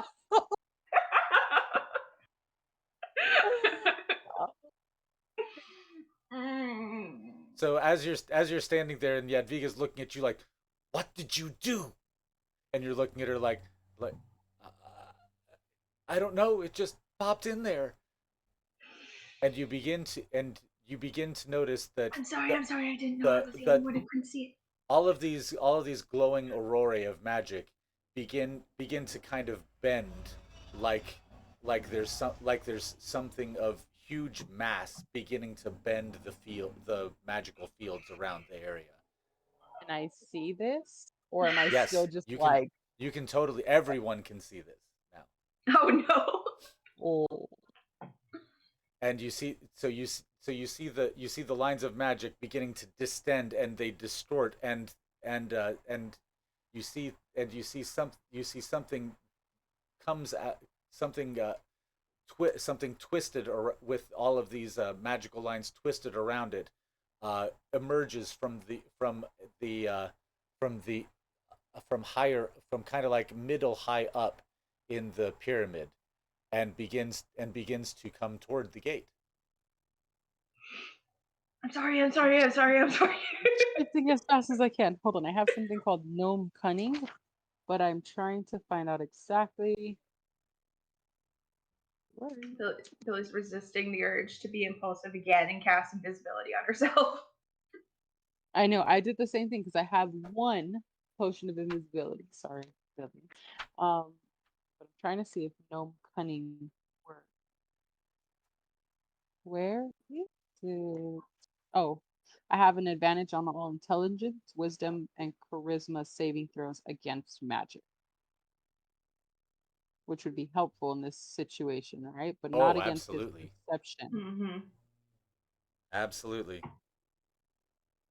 Okay, so when could I use that? Like, in what instance would it be appropriate to use it? Like, not against his perception, but if he was trying to fool us? Yeah, against any sort of manipulation, sort of magical manipulative effects, Okay. or if Yeah, it there would be sort of an attack. or perception as well. Because Okay. you said a saving throws? Yes. Yeah, so it would have to be an attack or like a spell against you that he would be Saving throws casting. against me. Yeah, Okay, perfect. and it would be it'd be kind of any non-physical attack, anything that happens by magic. Mm-hmm. Okay, got it. Then I will keep that in the back pocket. Yes, and as a matter of fact, you're seeing this distortion in the magical fields coming at you as well, and it is increasing in pace. Um, I I'm have gonna take. another thing I could do that would be essentially the same exact thing, but would also protect me a little bit.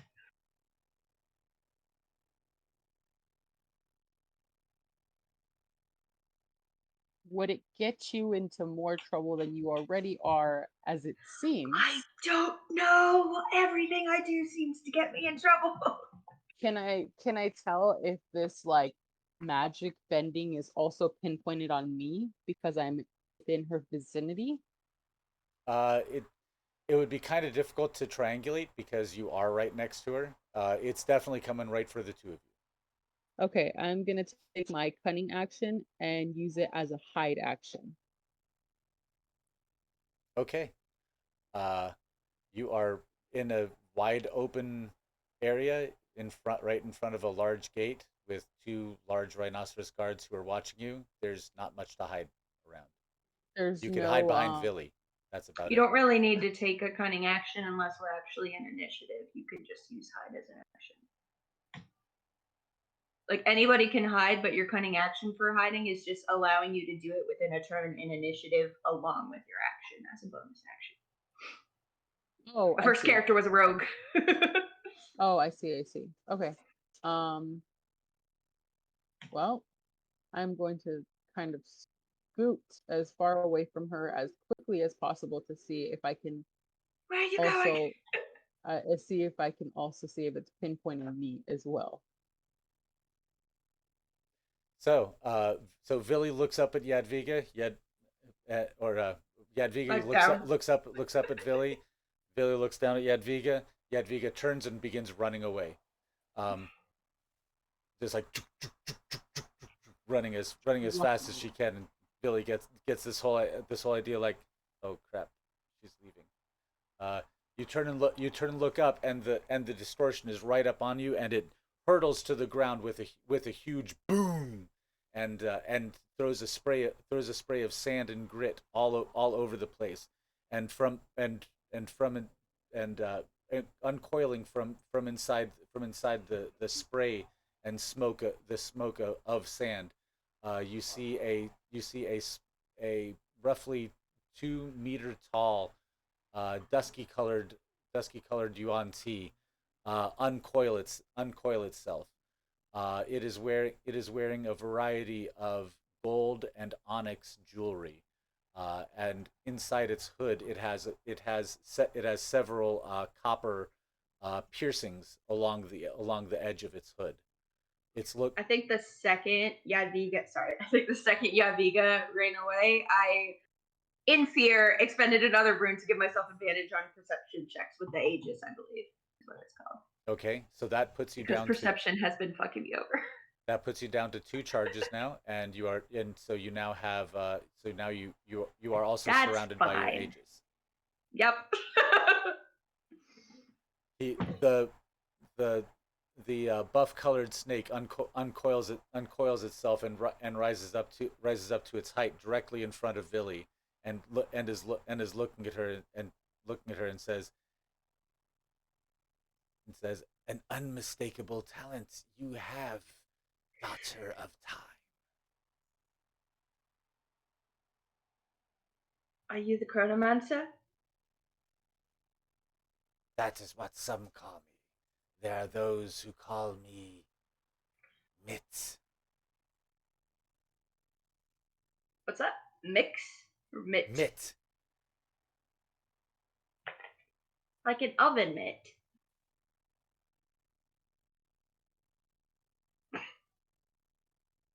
The Chronomancer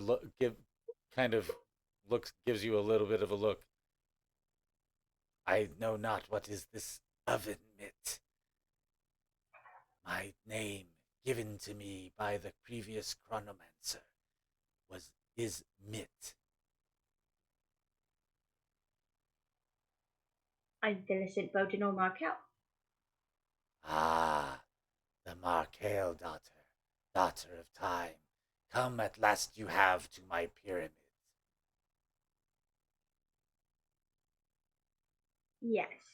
And Billy's looking. Can I roll a perception check to just see where Yadwiga is? Go ahead.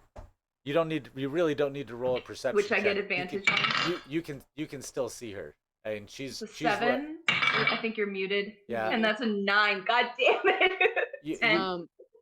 I'm gonna use our telepathy that we have, our little message board. Say, I just wanted to see if he could also pinpoint me. And do I notice that he's also pinpointing me, or is it just Billy that his sights were on? He's only looking at Billy so far that you've noticed. I think Okay. I've essentially set off magical fireworks. So I think even Okay. if it was pinpointing you, I have drawn the attention. That's what I was trying to figure out. So I'm gonna Yeah. stay off into the shadows until you, if Okay. you need me, I can attack because I have a sneak attack. Yeah. Just to be clear, Sneak attacks. there are no shadows. There's nothing to hide behind out here. Oh, okay. But her first turn in combat would be a sneak attack if she's a rogue. There's a large wall and a large open area in front of the wall. And I see. And that's it. Okay. I believe you'll still get advantage or something like that, being the first to act. I forget what it's called. I'll just stay where I'm at until I see that he's. Well, no, it's the problem because if he just popped out of the sky, he can pop you back in there without me in the vicinity, and I'm gonna be struggling finding you. I think what you're doing is smart. I can't remember the exact rogue stuff, but Okay. either way, I think your first turn in combat will be sneak attack, even if you're not hiding. I don't think he'll attack you out here. He is certainly fixated upon Billy right now. So you could flank him if you choose to. Not now. I'm gonna see where this goes.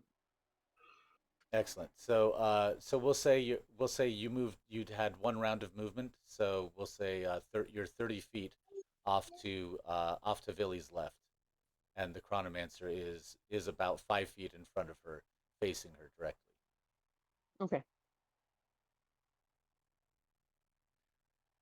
He is not making any hostile moves. He's simply looking down at you as if he's drinking in the moment. Ew. So, you know of the Markel family? Yes, the Markales are well known to this Chronomancer.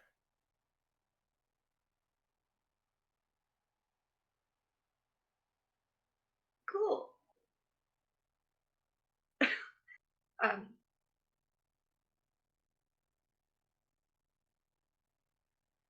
I guess we came here with questions. I seem to have forgotten every single one I meant to ask. But I also imagine that you may have some questions and some interest in me.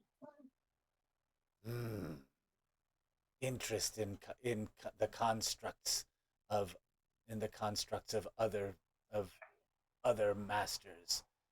I have only to appreciate a masterwork, but I sense there is something else that you believe that I would be interested in.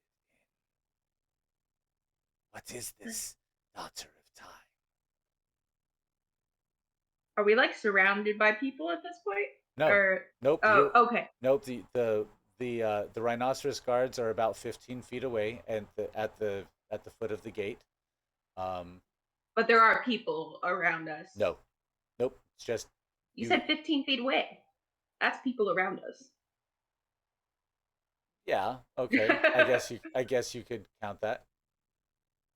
There's not like average citizens. There's no foot traffic going through here. Okay. Just like his people. You two were walking up along the wall, and there's a couple of guards there, and there's a large empty area between the wall of the pyramid and the wall of the orchard and the fortress. You think I have? Yeah. Oh, I'm sorry. Can you remind me why I thought we were trying to find a beast in the sands? Oh no, a temple in the sand. right? A temple in the sands was indeed mentioned. Okay, and the Chronomancer was going to help us find an entrance. It said that only someone who's been alive as long as the Chronomancer would know where to find this temple in the sands. Got it. I didn't have it down in my notes, so I was confused. Okay, thank you. I had to look in mine too. So What did he just say to me? Sorry, I got distracted. Something about me knowing something that he would be interested in. he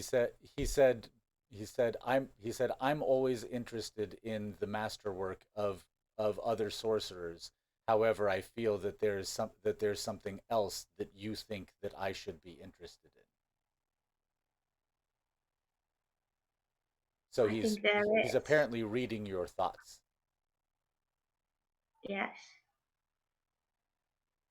I've heard you have interest in constructs, obviously, but people who have transitioned throughout planes of existence.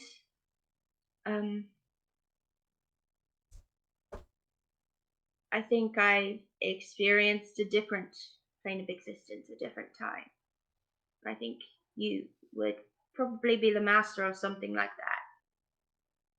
I think that time was changed. As you are speaking, he begins to peer at you through begins to peer at you down what would be down the end of his snout. He pulls he rips one of the small copper piercings out of his hood with a small pop and a little spray of ichor, and and be, and holds it up, and it begins to float in front of his palm, and circling slowly. But as he holds it closer to you, it begins going faster and faster and faster. What's that? Yes, from a different plane of existence you are. This is what you refer to, is it not? I guess so. You are from here, yet not here. Across the sands of time have you come, daughter of time. You're not the first person who's called me that either. Yes, well known to me your fate is. Many times have we spoken. This is destined to be the first for you. Ha ha ha ha.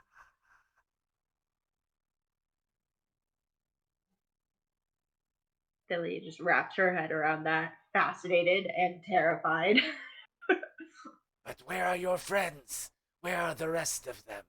All the rest of the heroes from the old time. If it's who you're talking about, I wouldn't call every single one of them friends, but All pieces in a puzzle, all of you are. A puzzle that unlock the ages it will. Foretold in the stars this was. foretold in the stars.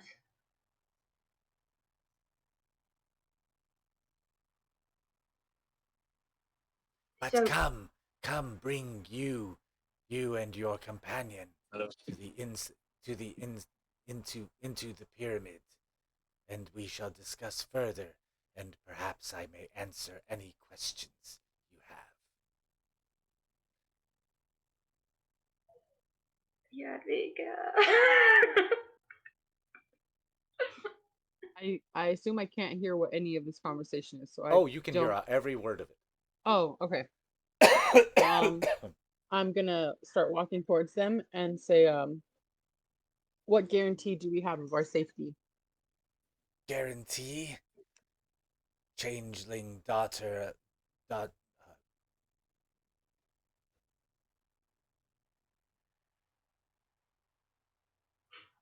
Notes. changeling daughter of morals. You have no fear here, none that you will not have later, at least. Morals? Was that Daughter of Morals? Daughter of Morals, yes.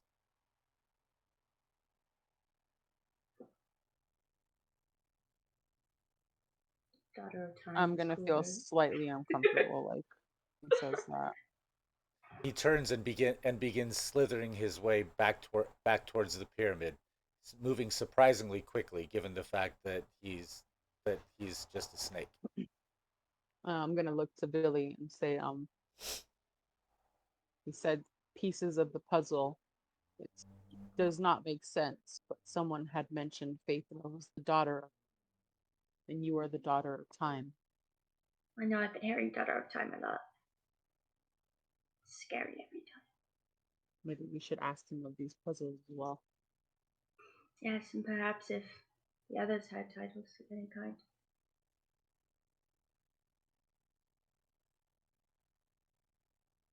We'll continue following him in. Mm-hmm. You go to follow him into the temple. You pass the rhinoceros guards, and under the large wall. As you begin approaching the pyramid, Billy, you begin feeling more and more of a pull, almost as if there's a black hole of some kind whose gravity is drawing you in. Yadwiga, you begin to feel a little bit of like the prickling of the hairs on the back of your neck as the energies around you, circling around you, become more and more intense. You enter into the shadow of the temple, and you feel the heat begin rising as you walk deeper into it. And we will pick up there next time. Awesome. It'll be an intense interaction next time. Yeah, I'm glad I get to prepare for that a little bit. You have to keep going. I can't keep going. We're at our time limit. Boo-hoo. It's Your viewers want more. I'm here. I'm viewing. Well, then the viewers are going to have to tune in next time for. Yeah, I need to emotionally and note-wise prepare for that conversation. Anyway. Yeah. Oh my God, Daughter of Time gives me goosebumps every time it's said, because I know like Billy does not want to be that. But. And I always lean on Faithra for any kind of magical thing, so I'm like nervous about how I'm gonna deal with it with Yadwiga. She was like barely any protection against. And you mean what is she? Billy's magic is so impulsive. A rogue. Yeah, rogues just really protect themselves. Yeah. Oh, that's right. She's a rogue assassin. Yeah. I love. What level are you right now? Well, I was level 9, but I think we decided we're gonna bump up to 10. Is that right? So your stat increases are level 4 and 8. Yes. Yes. What's your next one after that? 12. Yeah. I don't know. I think everybody's proficiency bonus is on the division by 4. Go back, remove your stat increase from 8, and take the feat magical initiate. Wait, sorry. You don't have to know. Stop. No. Why? We're not rebuilding characters in the middle of the. No, I want to see. No, because what you're doing is a mechanical metagamey shit, and you want to build your character to be your character, even if. No, I just wanted to see what he was talking about that I had on. I was talking about giving her character magical protection. Because I had the feats, but I think that feat that I had was because I thought didn't her character have magic before? Or am I wrong? That was Faithra. Oh, I get him confused. Yeah. No, I don't want to rebuild my character. I was just curious what he was talking. I'm still learning. So for every level divisible by 4, you have the opportunity to take a magical feat instead of getting an increase in your stats, which I did for one of my levels to get Elemental Adept, which gives me, I can, because Billy is fire, I can have enemies ignore resistance to fire. I just took that as a Billy thing because I knew Billy was a big spellfire person. Well, I think that would have been like why I got Gnome Cunning, right? It was a racial feat, but as long as it's a racial feat. Yeah. Okay. So then there's something else. It's just a character. It's some character build fuckery. I mean, it's a real thing. It's not I do like the Yeah, feet but I mean, because with it her gives me lack of